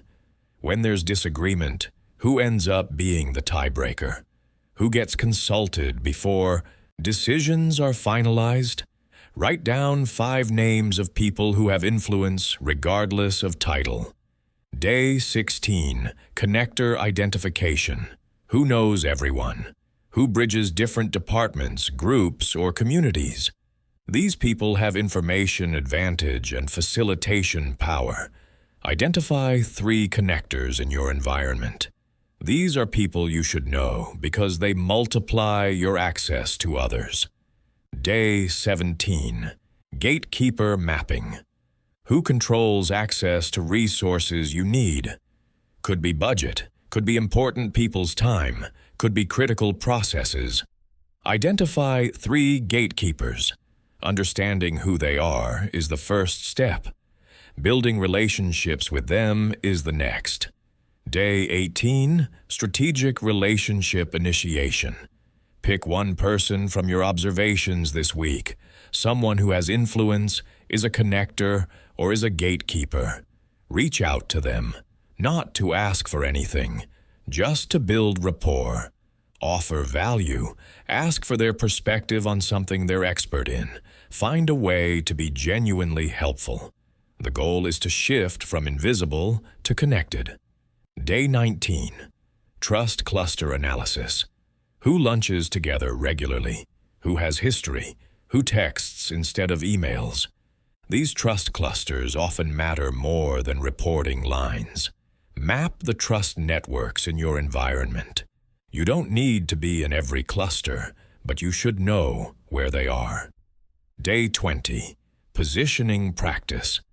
Based on everything you've learned this week about power flows, plan your next strategic move. Maybe it's getting your work in front of someone who has the CEO's ear. Maybe it's aligning with someone whose opinion carries weight. Maybe it's positioning yourself as the bridge between 2 groups that should be coordinating but aren't. Take one concrete action today toward better positioning. Day 21, Social Physics, Reflection and Rest. Review what you learned about your environment's invisible structure. How different is it from the org chart? What surprised you? What opportunities does this knowledge create? Week 4 is Temporal Arbitrage and Energy Optimization. Day 22, Energy Tracking begins. Today you start tracking every activity and its energy impact. -5 to +5. Don't change anything yet. Just gather data. You need baseline information about what actually energizes or drains you, not what you think should. Day 23, Time Audit. Where does your time actually go? Track in 30-minute blocks. Be honest. The goal is accurate data, not impressive data. Most people discover they have no idea where their time goes. The gaps between what they think they do and what they actually do are enormous. Day 24. Peak Hours Identification. Based on your energy tracking, when are you sharpest? When do you crash? When are you most creative? When are you most analytical? Everyone has different rhythms. Find yours. Then we'll design your schedule around your actual energy patterns instead of arbitrary time conventions. Day 25. Deep Work Block Initiation. Based on your peak hours, block 2 hours tomorrow for your highest value work. Before you check email, before meetings, before anything else. Protect this time like it's the most important meeting of your week, because it is.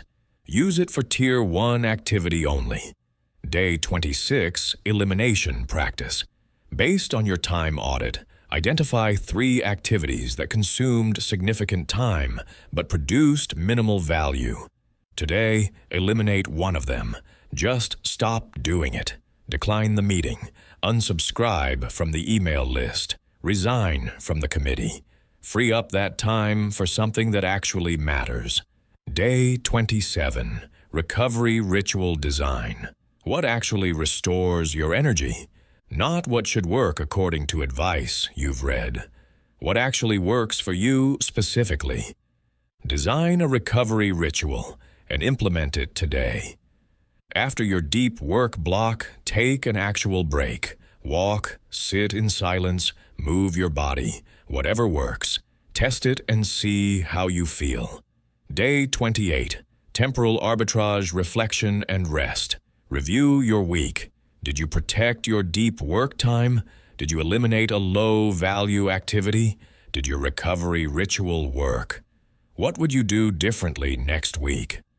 Week 5 is Information Asymmetry and Value Creation. Day 29, Knowledge Inventory. What do you know that people outside your field don't?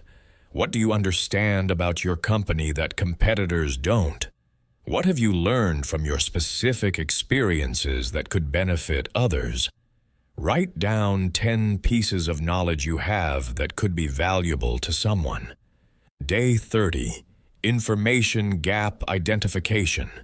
Where do people in your market struggle because they lack knowledge you have? Where are there mismatches between supply and demand that you could bridge? Where is valuable information siloed in ways that create inefficiency? Identify 3 gaps where your knowledge could create value. Day 31, Bridge Building. Pick one information gap from yesterday. Identify 2 parties who would both benefit from connection. Make an introduction. Provide context on why this connection is valuable. Don't ask for anything in return yet. You're building a pattern of being the person who connects people and information. The value capture comes later. Day 32, Learning System Design. What information would give you an edge if you had it before others? What trends should you be tracking? Set up a systematic learning protocol.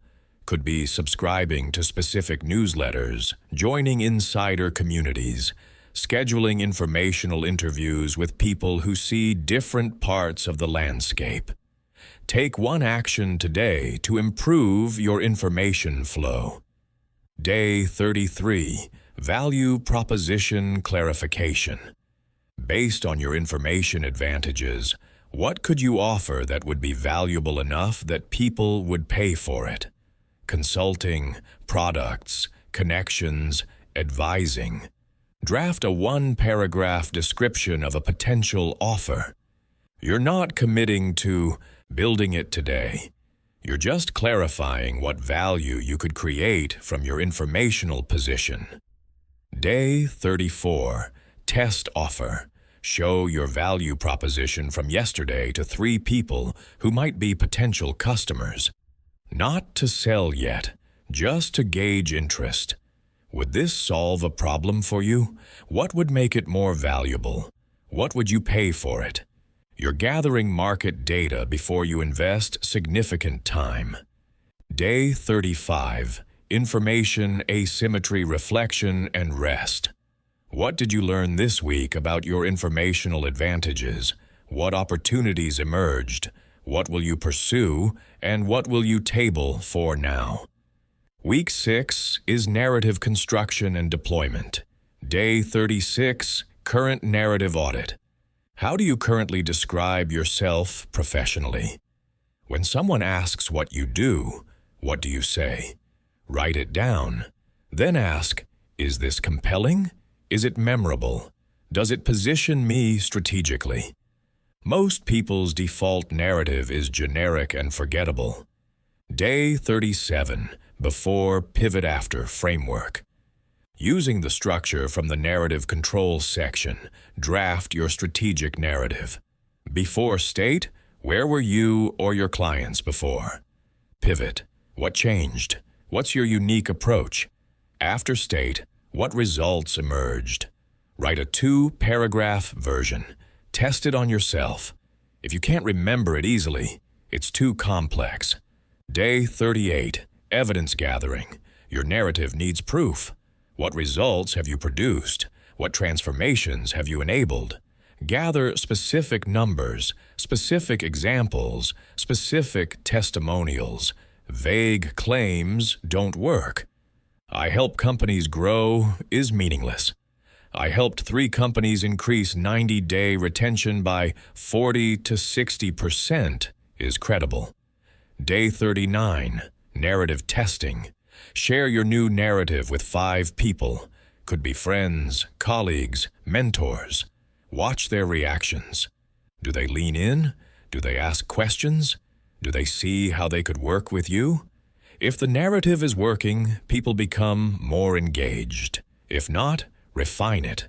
Narratives aren't static. They evolve. Day 40, internal narrative revision.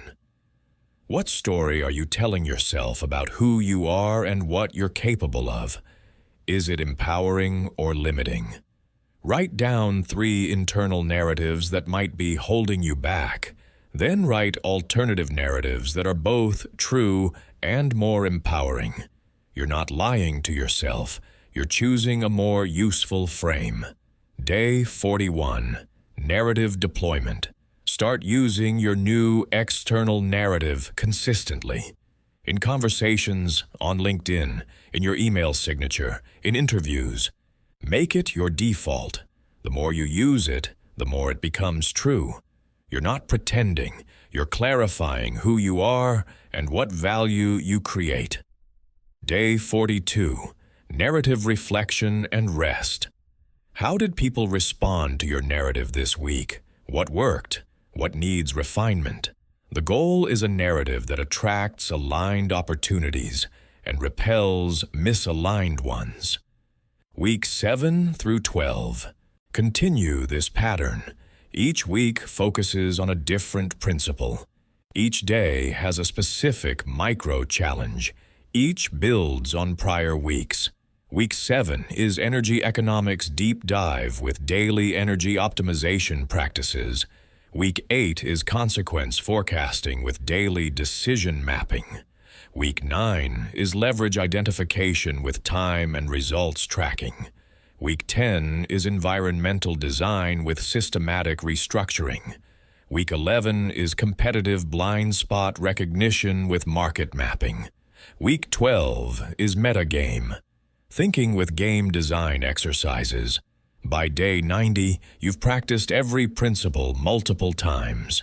You've built habits around perception auditing, probability thinking, social physics awareness, time protection, information leverage, narrative deployment, energy management, consequence forecasting, leverage focus, environmental design, opportunity recognition, and strategic thinking. These aren't just concepts you understand. They're skills you've practiced daily for 3 months. But here's what's critical.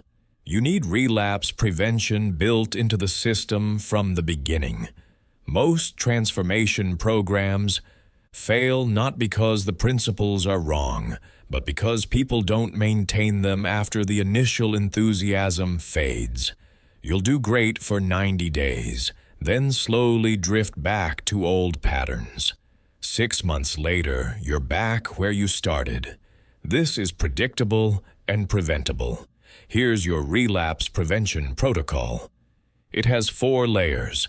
First layer is daily micro-maintenance.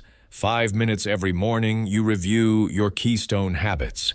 Did you do your compound behavior yesterday? Are you protecting your peak hours? Are you maintaining your environmental design? If yes, great. If no, why not? What got in the way? Fix it immediately. Don't let one miss become a pattern. Second layer is weekly integration reviews. Every Sunday evening or Monday morning, 30 minutes to review the week. What worked? What didn't? Where did you maintain your practices? Where did you slip? Are you still spending most of your time on Tier 1 activities? Or have Tier 3 activities crept back in?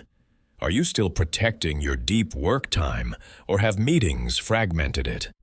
Make corrections weekly before small slips become big regressions. Third layer is monthly comprehensive audits. First week of every month, repeat the core tracking exercises from the 90-day protocol. 1 week of energy tracking, 1 week of time auditing, 1 week of results analysis. Compare to your baseline. Are you maintaining the improvements you made, or have you degraded? If you've degraded, it's not failure, it's information. Course correct immediately. Fourth layer is quarterly deep redesigns. Every 3 months, go through the full 90-day protocol again. Not because you've forgotten everything, but because you've grown. The practices that worked 3 months ago might need adjustment for who you are now. Your goals might have shifted. Your circumstances might have changed. Your leverage points might have evolved. Redesign accordingly. Let me give you specific relapse scenarios and how to handle them. Scenario 1. Someone asks you to take on a new commitment that you know is low leverage, but feels hard to say no to. Your relapse prevention response. You've already decided. You don't evaluate in the moment when social pressure is highest. Your decision framework is clear. Does this fall into Tier 1 activities? No? Then your default answer is no. You have a template response ready. I appreciate you thinking of me, but I'm not taking on new commitments in that area right now. Don't explain. Don't justify. Just communicate the decision you've already made. Scenario 2. You skip your deep work block one day because something urgent came up. Your relapse prevention response. You don't skip 2 days in a row. 1 miss is an anomaly. 2 misses is a pattern forming. The next day, you protect your deep work block absolutely. Cancel other things if needed. Reschedule if needed. But you don't let 1 miss become a trend. You also analyze what urgent thing disrupted you and whether it was actually urgent or just felt that way. If it was truly urgent, fine. If it wasn't, you failed to protect your boundaries. Fix that. Scenario 3. You notice you're feeling drained more often. Your relapse prevention response, immediate energy audit. 3 days of tracking. What changed? Did you accept new commitments that drain you? Did you stop doing recovery rituals? Did you let energy-draining people expand their access to your time? Identify what changed and reverse it. Energy depletion doesn't just happen. Something specific caused it. Find it and eliminate it. Scenario 4. You realize you haven't done your compound behavior in a week. Your relapse prevention response. Start again immediately. Don't wait for Monday or the 1st of the month. That's just procrastination disguised as planning. Today is the restart. Also, examine why you stopped. Was the behavior too ambitious? Was the trigger unclear? Was there too much friction? Adjust the behavior to something that will actually stick, then commit to it again.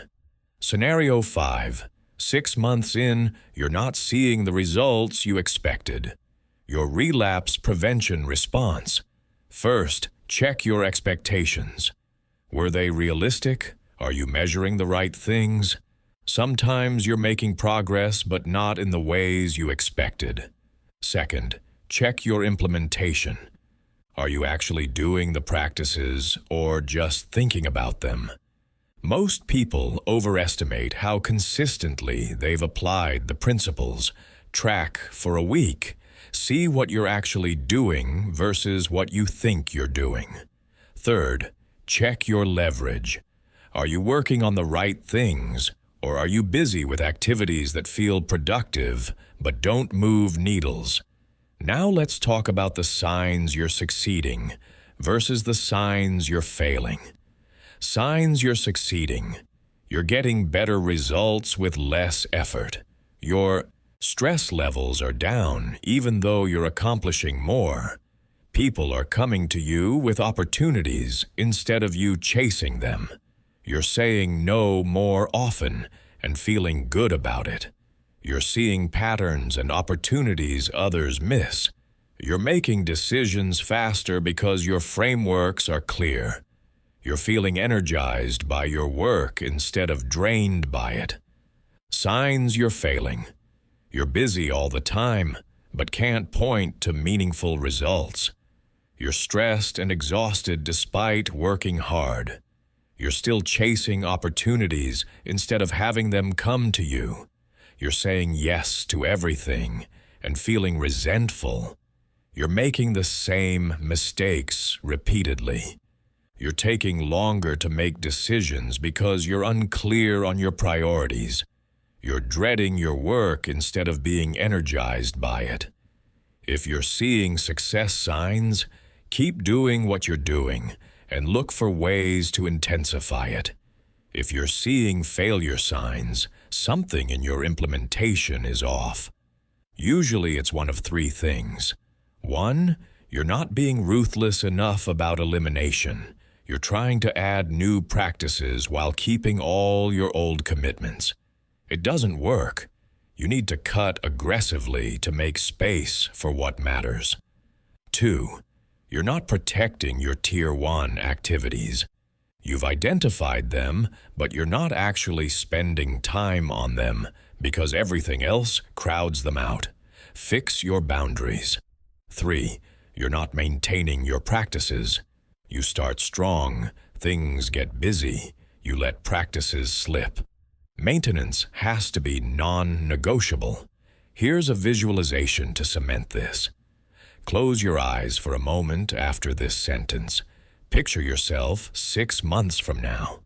You've implemented these principles consistently. What does your day look like? You wake up energized because you've been protecting your recovery. You spend your peak hours on work that matters, work that compounds, work that only you can do. You're not checking email first thing. You're not in back-to-back meetings. You're doing deep work on Tier 1 activities. Your workspace supports focus. Your digital environment defaults to productivity. Your social environment elevates you. When opportunities arise, you can evaluate them clearly because your frameworks are robust. You say no to good opportunities to preserve space for great ones. When you make decisions, you think in consequences automatically. You see leverage points others miss. You recognize patterns in chaos. You're playing a bigger game than the people around you because you see the meta level they don't. End visualization. That's not fantasy. That's the predictable result of consistently applying these principles. The gap between where you are and where you want to be isn't motivation or talent. It's perception and practice. You now know what to perceive and how to practice. The only question is whether you'll do it. Start with a reality audit. 7 days. Document every decision you make and the hidden assumptions underneath them. When you choose not to pursue something, write down what filter made that choice. When you feel certain about something, write down what probability calculation your brain just ran. When you react strongly to information, write down which identity story just got activated. This creates awareness. You'll see patterns you never noticed. You'll discover you've been making decisions based on outdated programming, false beliefs, and inherited assumptions you never examined.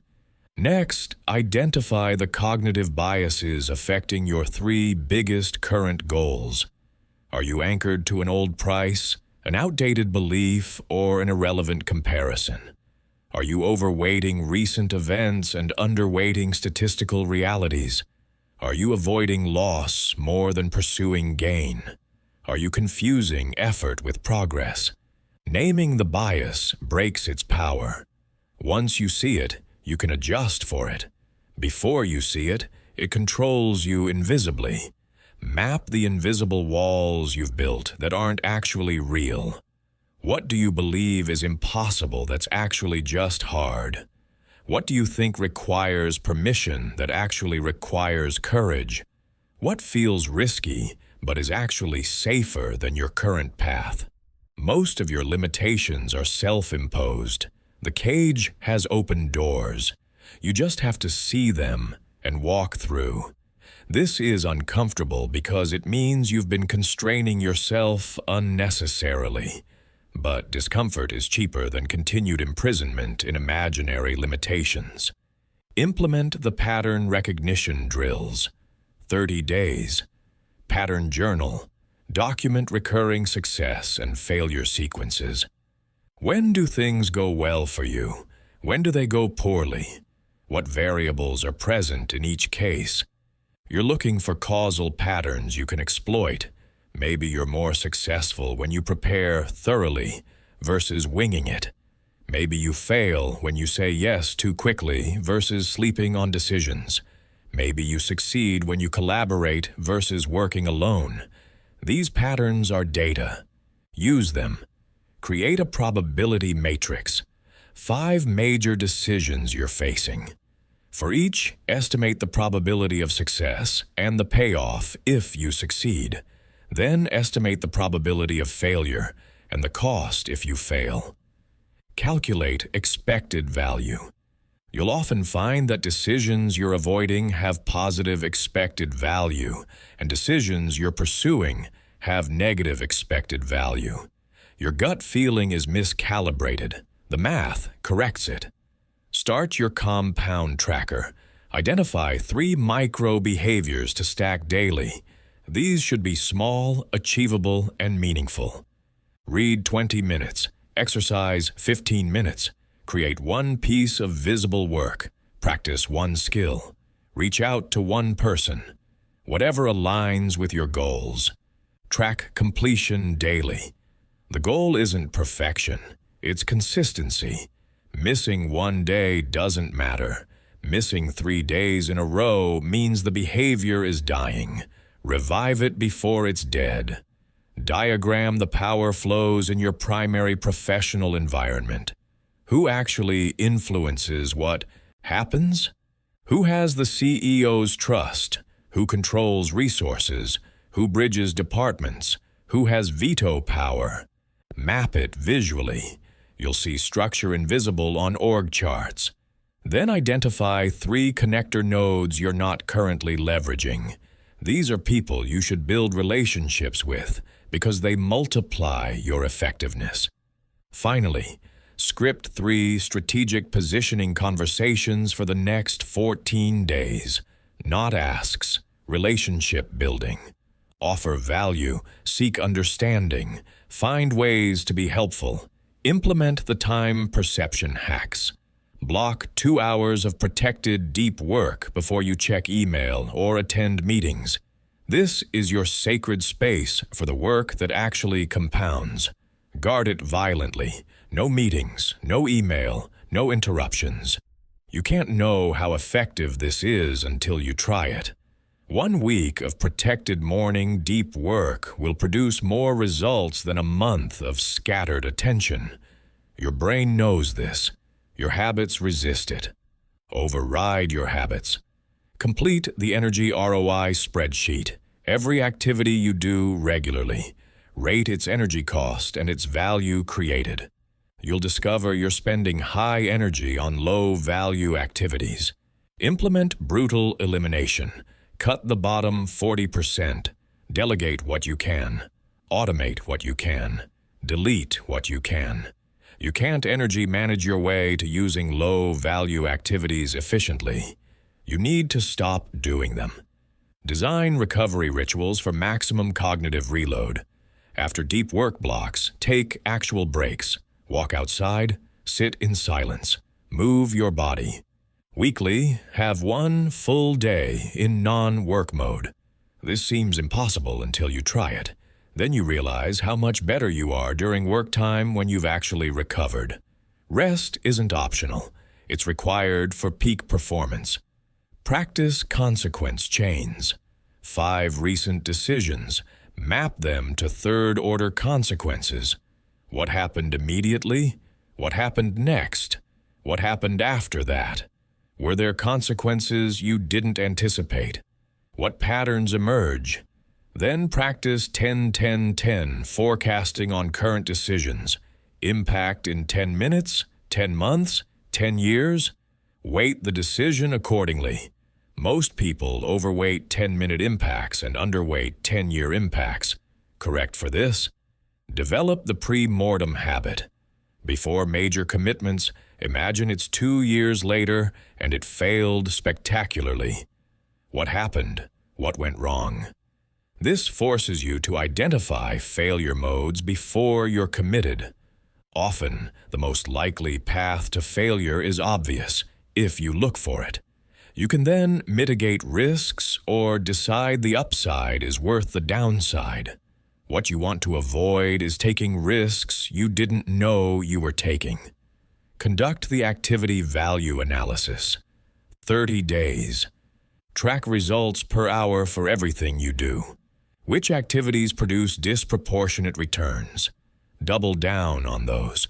Which activities produce minimal returns? Eliminate those. Identify and delegate or eliminate everything below your leverage threshold. Create automated systems for your 3 highest value repetitive tasks. Free your time from predictable work so you can focus on high judgment work that only you can do.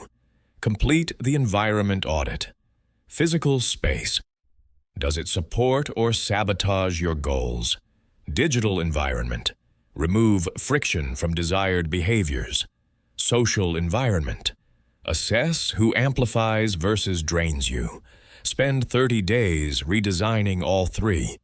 You should notice it's easier to do your best work, harder to get distracted, more natural to make good decisions. If not, iterate. Map the competitive landscape. Where is everyone looking? What opportunities exist where attention is low? Identify 3 positions nobody's defending. Stake claims before competition notices. Run small experiments to validate demand. If there is demand, scale fast. If there isn't, move to the next hypothesis.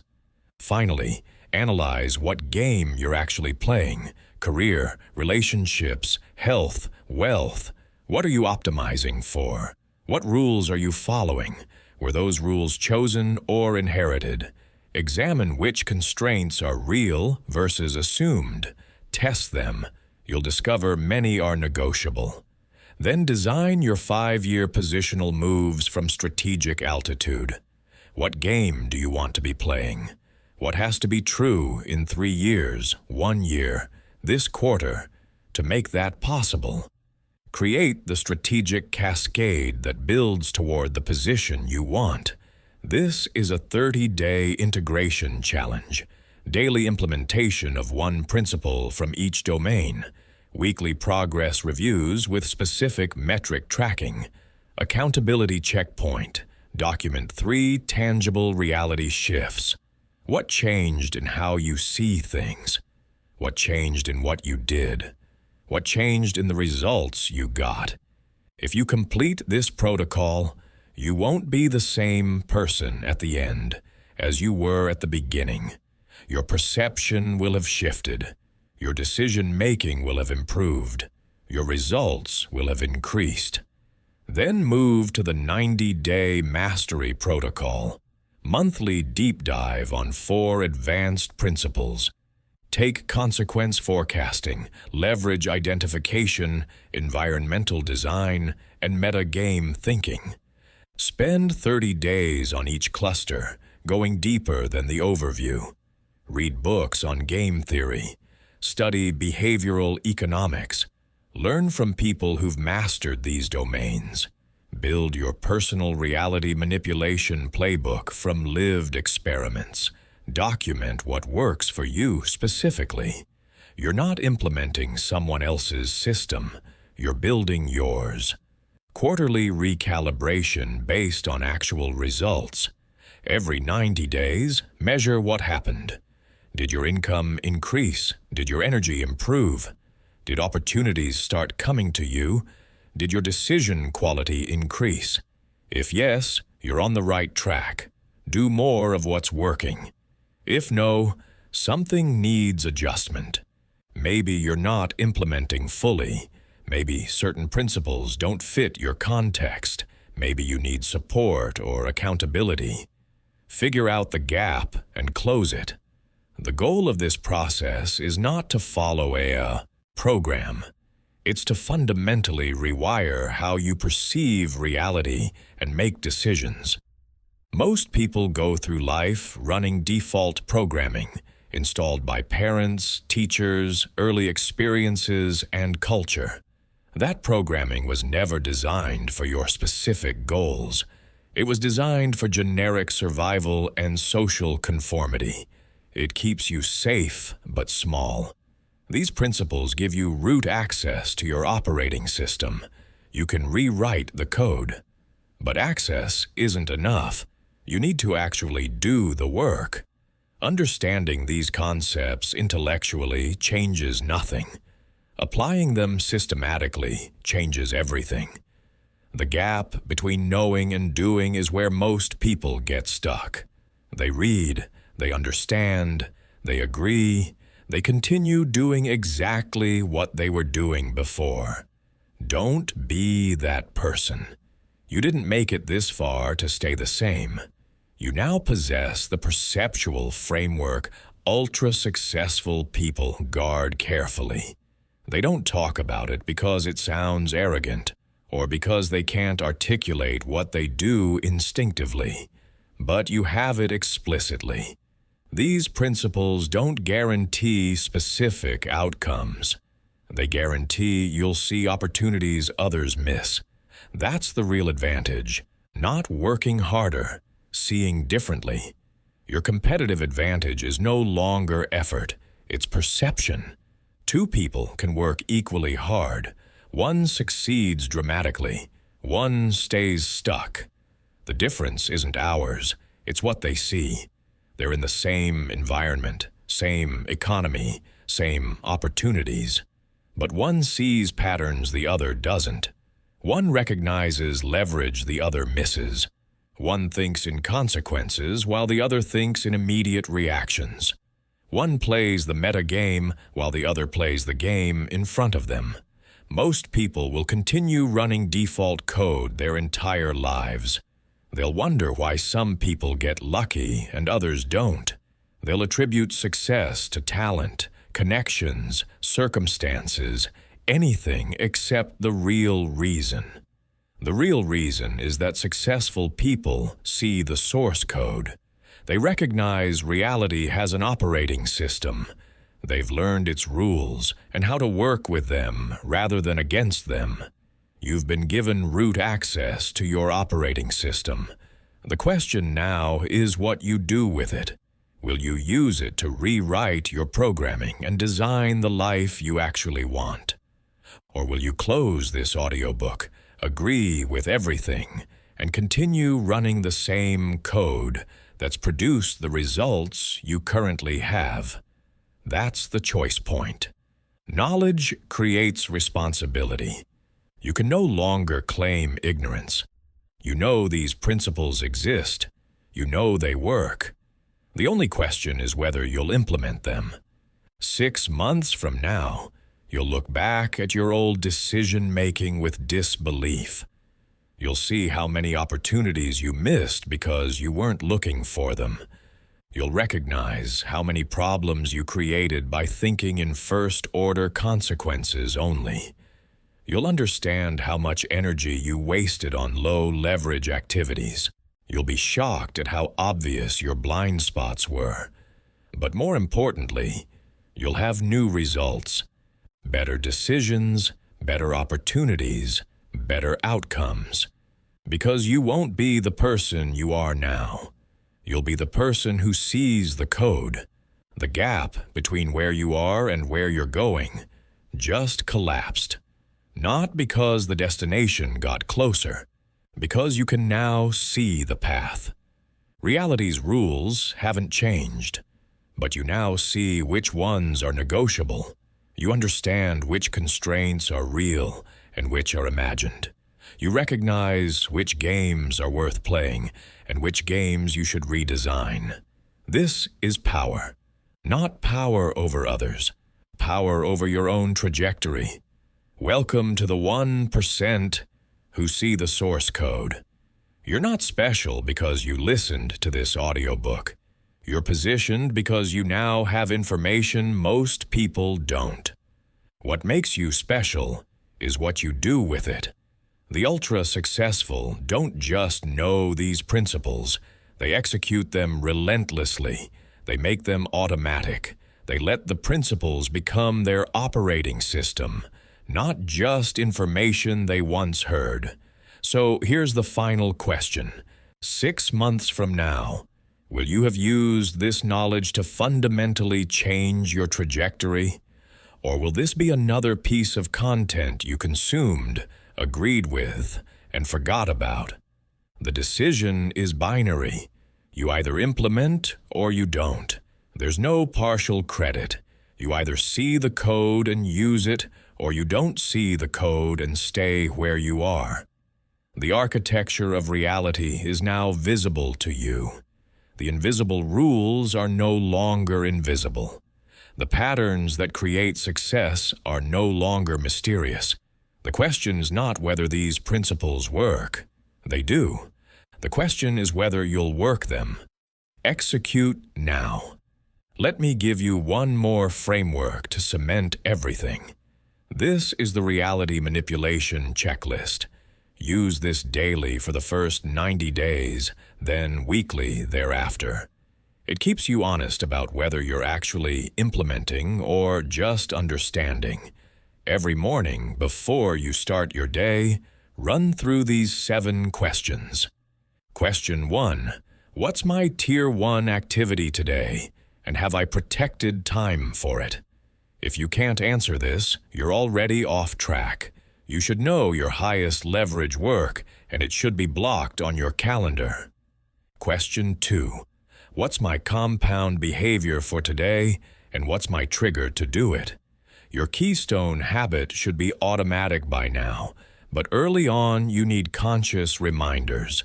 Identify the specific trigger. After breakfast, before bed, during lunch break, whatever works, make it specific or it won't happen. Question 3. What energy-draining activity am I eliminating or limiting today? You can't just add new practices. You have to remove old patterns.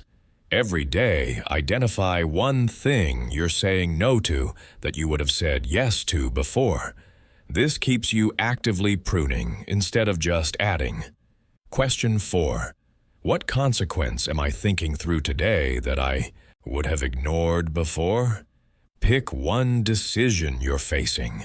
Map it 3 levels deep. This daily practice makes consequence thinking automatic over time. Question 5. What perception filter am I questioning today? Identify one assumption you're making, one belief you're operating from, one pattern you're seeing. Ask whether it's actually true or just familiar. This prevents autopilot thinking. Question 6. What opportunity am I positioned to see that others might miss? Deliberately look for asymmetries, gaps, patterns, leverage points. Train your attention to spot what's invisible to others. This daily scanning builds opportunity recognition muscle. Question 7. What am I measuring today to know if this is working? You need concrete data, not just feelings. Pick one metric. Could be hours spent on Tier 1 work, energy levels, results produced, opportunities captured. Track it. What gets measured gets managed. 7 questions, maybe 5 minutes total. But those 5 minutes keep you aligned. They prevent drift. They maintain the practices when motivation fades. They create consistency that compounds into transformation. Do this daily for 90 days, and these questions become your automatic operating system. You won't need the checklist anymore. You'll just think this way naturally. Now let's talk about what to do when you plateau. And you will plateau. Everyone does. You'll implement these principles, you'll see great results for a few months, then progress will stall. You'll feel stuck again. This is normal. It doesn't mean the principles stopped working. It means you've optimized your current level and you need to level up your application. When you plateau, here's your diagnostic protocol. First, check your leverage. Have your Tier 1 activities shifted, but you're still spending time on old Tier 1 activities that are now Tier 2 or 3. Your highest leverage work changes as you grow. What was Tier 1 6 months ago might be Tier 2 now. Re-audit. Identify current leverage. Reallocate time accordingly. Second, check your environment. Has it degraded? Clutter accumulated? Distractions crept back in? Social environment shifted toward people who drain you? Digital environment filled with new apps and interruptions? Your environment needs continuous maintenance. When progress stalls, often your environment has degraded without you noticing. Third, check your standards. Have you gotten comfortable? Are you accepting good when you could have great? Are you saying yes to easier opportunities instead of harder, higher value ones? Plateaus often mean you've stopped pushing. You've found a comfort zone at this new level. Break out by raising standards deliberately. Fourth, check your learning. Are you still developing new capabilities or just using existing ones? Growth requires continuous skill acquisition. If you've stopped learning, you've capped your potential at your current capability level. Identify the next skill that would multiply your effectiveness and start building it. Fifth, check your thinking.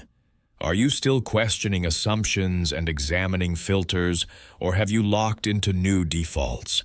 Even these frameworks can become autopilot if you're not careful. The goal isn't to replace old defaults with new defaults. It's to maintain conscious choice.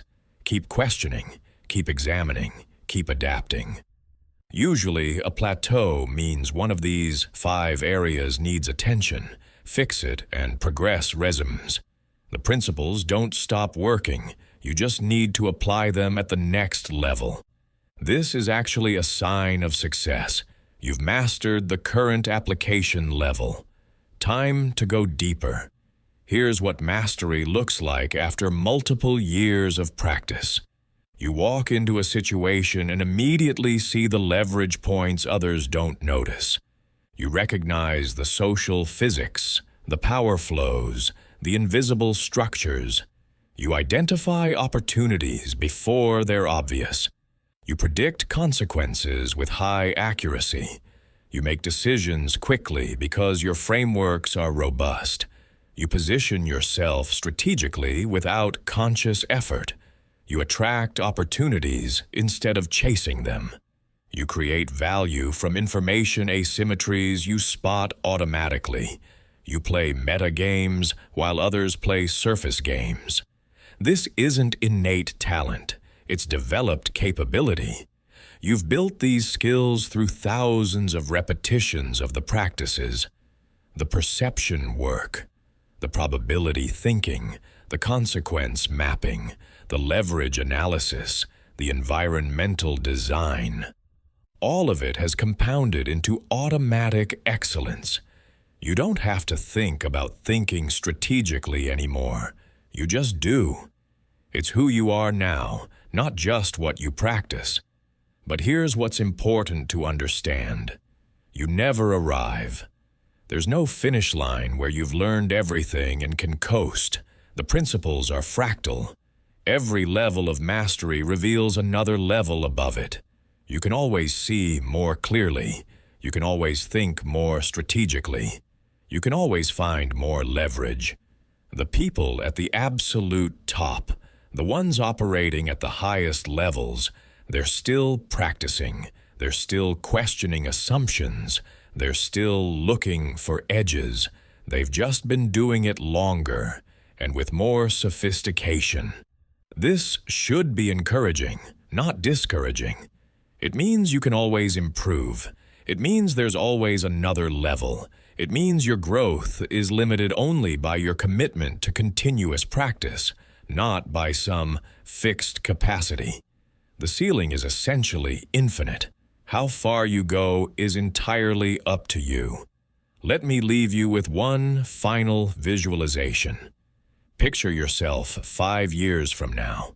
You've maintained these practices consistently. You've built them into automatic operating systems. You've leveled up multiple times as you plateaued and pushed through. Where are you? What does your day look like? How do you think about decisions? What opportunities are available to you? How do people perceive you? What have you built? What impact are you having? The person you're imagining is absolutely achievable. Not through hoping or wishing, through practicing. Daily compound behaviors, weekly reviews, monthly audits, quarterly redesigns, continuous application of principles that work. 5 years of consistency creates transformation most people can't imagine, because most people never maintain anything for 5 years. They try for a month, quit, try something else, quit, repeat forever. They're always starting, never compounding. You have the opportunity to be different, to be someone who starts and doesn't stop, who builds and maintains, who compounds. 5 years from now, you'll either be remarkably different or essentially the same. The variable isn't time. Time passes either way. The variable is practice. Will you implement these principles daily for 5 years? If yes, the person you imagined is not just possible, it's probable. If no, you'll be exactly where you are now, just 5 years older. Choose deliberately. Choose based on who you want to become. Then execute relentlessly. The principles work. The practices compound. The results are achievable. You have everything you need. Now, do the work. Before we close, let me address one more critical question. What do you do when you face a major setback? Because you will. You'll implement these principles. You'll see progress. Then something will happen that threatens everything. A business failure, a relationship ending, a health crisis, a market shift. Something big that creates chaos and makes all your careful systems feel irrelevant. This is the ultimate test. This is where you discover whether these principles are just good time strategies or genuine operating frameworks. Here's what most people do when crisis hits. They abandon their systems. They tell themselves this situation is different, the principles don't apply. They need to just survive. They go into reactive mode. They work longer hours with less effectiveness. They say yes to everything. They stop protecting their peak time. They skip recovery. They let their environment degrade. They make decisions based on fear instead of frameworks. And they make the crisis worse. Here's what people who've internalized these principles do when crisis hits. They double down on their systems. They recognize that chaos is exactly when frameworks matter most. They protect their deep work time even more fiercely because that's where solutions come from. They eliminate low-leverage activities even more ruthlessly because they can't afford waste. They think in consequences even more carefully because mistakes are more expensive. They manage energy even more deliberately because they need sustained performance, not short bursts followed by collapse. The principles don't stop working in crisis. They become more valuable. When everything's uncertain, seeing clearly matters more. When resources are constrained, leverage matters more. When stakes are high, consequence thinking matters more. When you're under pressure, energy management matters more. The people who maintain their frameworks during crisis don't just survive. They often come out stronger because they handle the chaos better than competitors who panic. So, when crisis comes, and it will, remember this. The practices you've built are your foundation. Don't abandon them when things get hard. That's when you need them most. Protect your deep work time. It's where you'll solve the problem. Maintain your energy systems. You need sustained capacity, not burnout. Think in consequences. Reactive decisions during crisis create new problems. Preserve your leverage. Don't get pulled into low-value urgency. Keep your environmental supports. You need every advantage. People who do this emerge from crisis with new capabilities, stronger positions, and often better outcomes than before the crisis. Not because the crisis was good, because their frameworks let them navigate it effectively while others thrashed. This is the difference between principles that sound good and principles that work. These work, especially when things are hard. Let me tell you what happens to people who maintain these practices through their first major crisis. They develop deep confidence, not arrogance. Confidence. They know they can handle chaos because they've done it. They know their frameworks work under pressure because they've tested them. This changes how they approach everything else. They take bigger swings because they trust their ability to handle downside. They pursue bigger opportunities because they know they can manage complexity. They operate with less fear because they've proven they can navigate difficulty. This confidence isn't about feeling good. It's about knowing what you're capable of. It's earned through maintaining frameworks when it would be easier to abandon them, through protecting practices when everyone else is panicking, through thinking strategically when others are reacting emotionally. You can't buy this confidence. You can't fake it. You have to build it by doing hard things well. So as you begin this journey, understand that the goal isn't just better results in good times. It's becoming someone who produces excellent results in any times. Someone who sees clearly in fog, who thinks strategically in chaos, who maintains systems under pressure, who creates value when others create excuses. That's what these principles build if you let them. The path forward is clear. Start today with the 5 Day 1 actions. Maintain daily with your compound behavior and deep work protection. Review weekly to prevent drift. Audit monthly to catch backsliding. Redesign quarterly to stay optimized. When you plateau, diagnose and level up. When crisis hits, double down on frameworks. When you succeed, raise standards and keep growing. This is the practice. Simple but not easy. Clear but not comfortable. Effective but requiring commitment. You have a choice right now.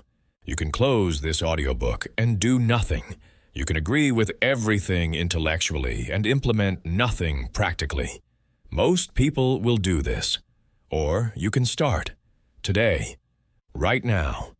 Pick your compound behavior. Block your deep work time. Eliminate one energy drain. Draft your narrative. Set up your tracking. 5 actions. Today, then tomorrow, do your compound behavior and protect your deep work. That's it. Simple, clear, doable.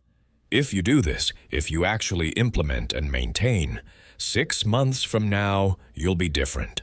1 year from now, you'll be transformed. 5 years from now, you'll be operating at a level that seems impossible from where you are now. Not because you'll work harder, because you'll see better and operate smarter. The principles compound. The practices build on each other. The results multiply. This is how people create extraordinary outcomes from ordinary starting points. They see the code and they use it. Everything you need is here. The frameworks are clear. The practices are specific. The obstacles are predictable. The solutions are provided. The only variable is you. Your commitment, your consistency, your willingness to do what most people won't. This is your moment. You can transform your trajectory, or you can stay where you are. The decision is yours. Choose deliberately. Then execute relentlessly. The code is visible. Now manipulate reality. Go.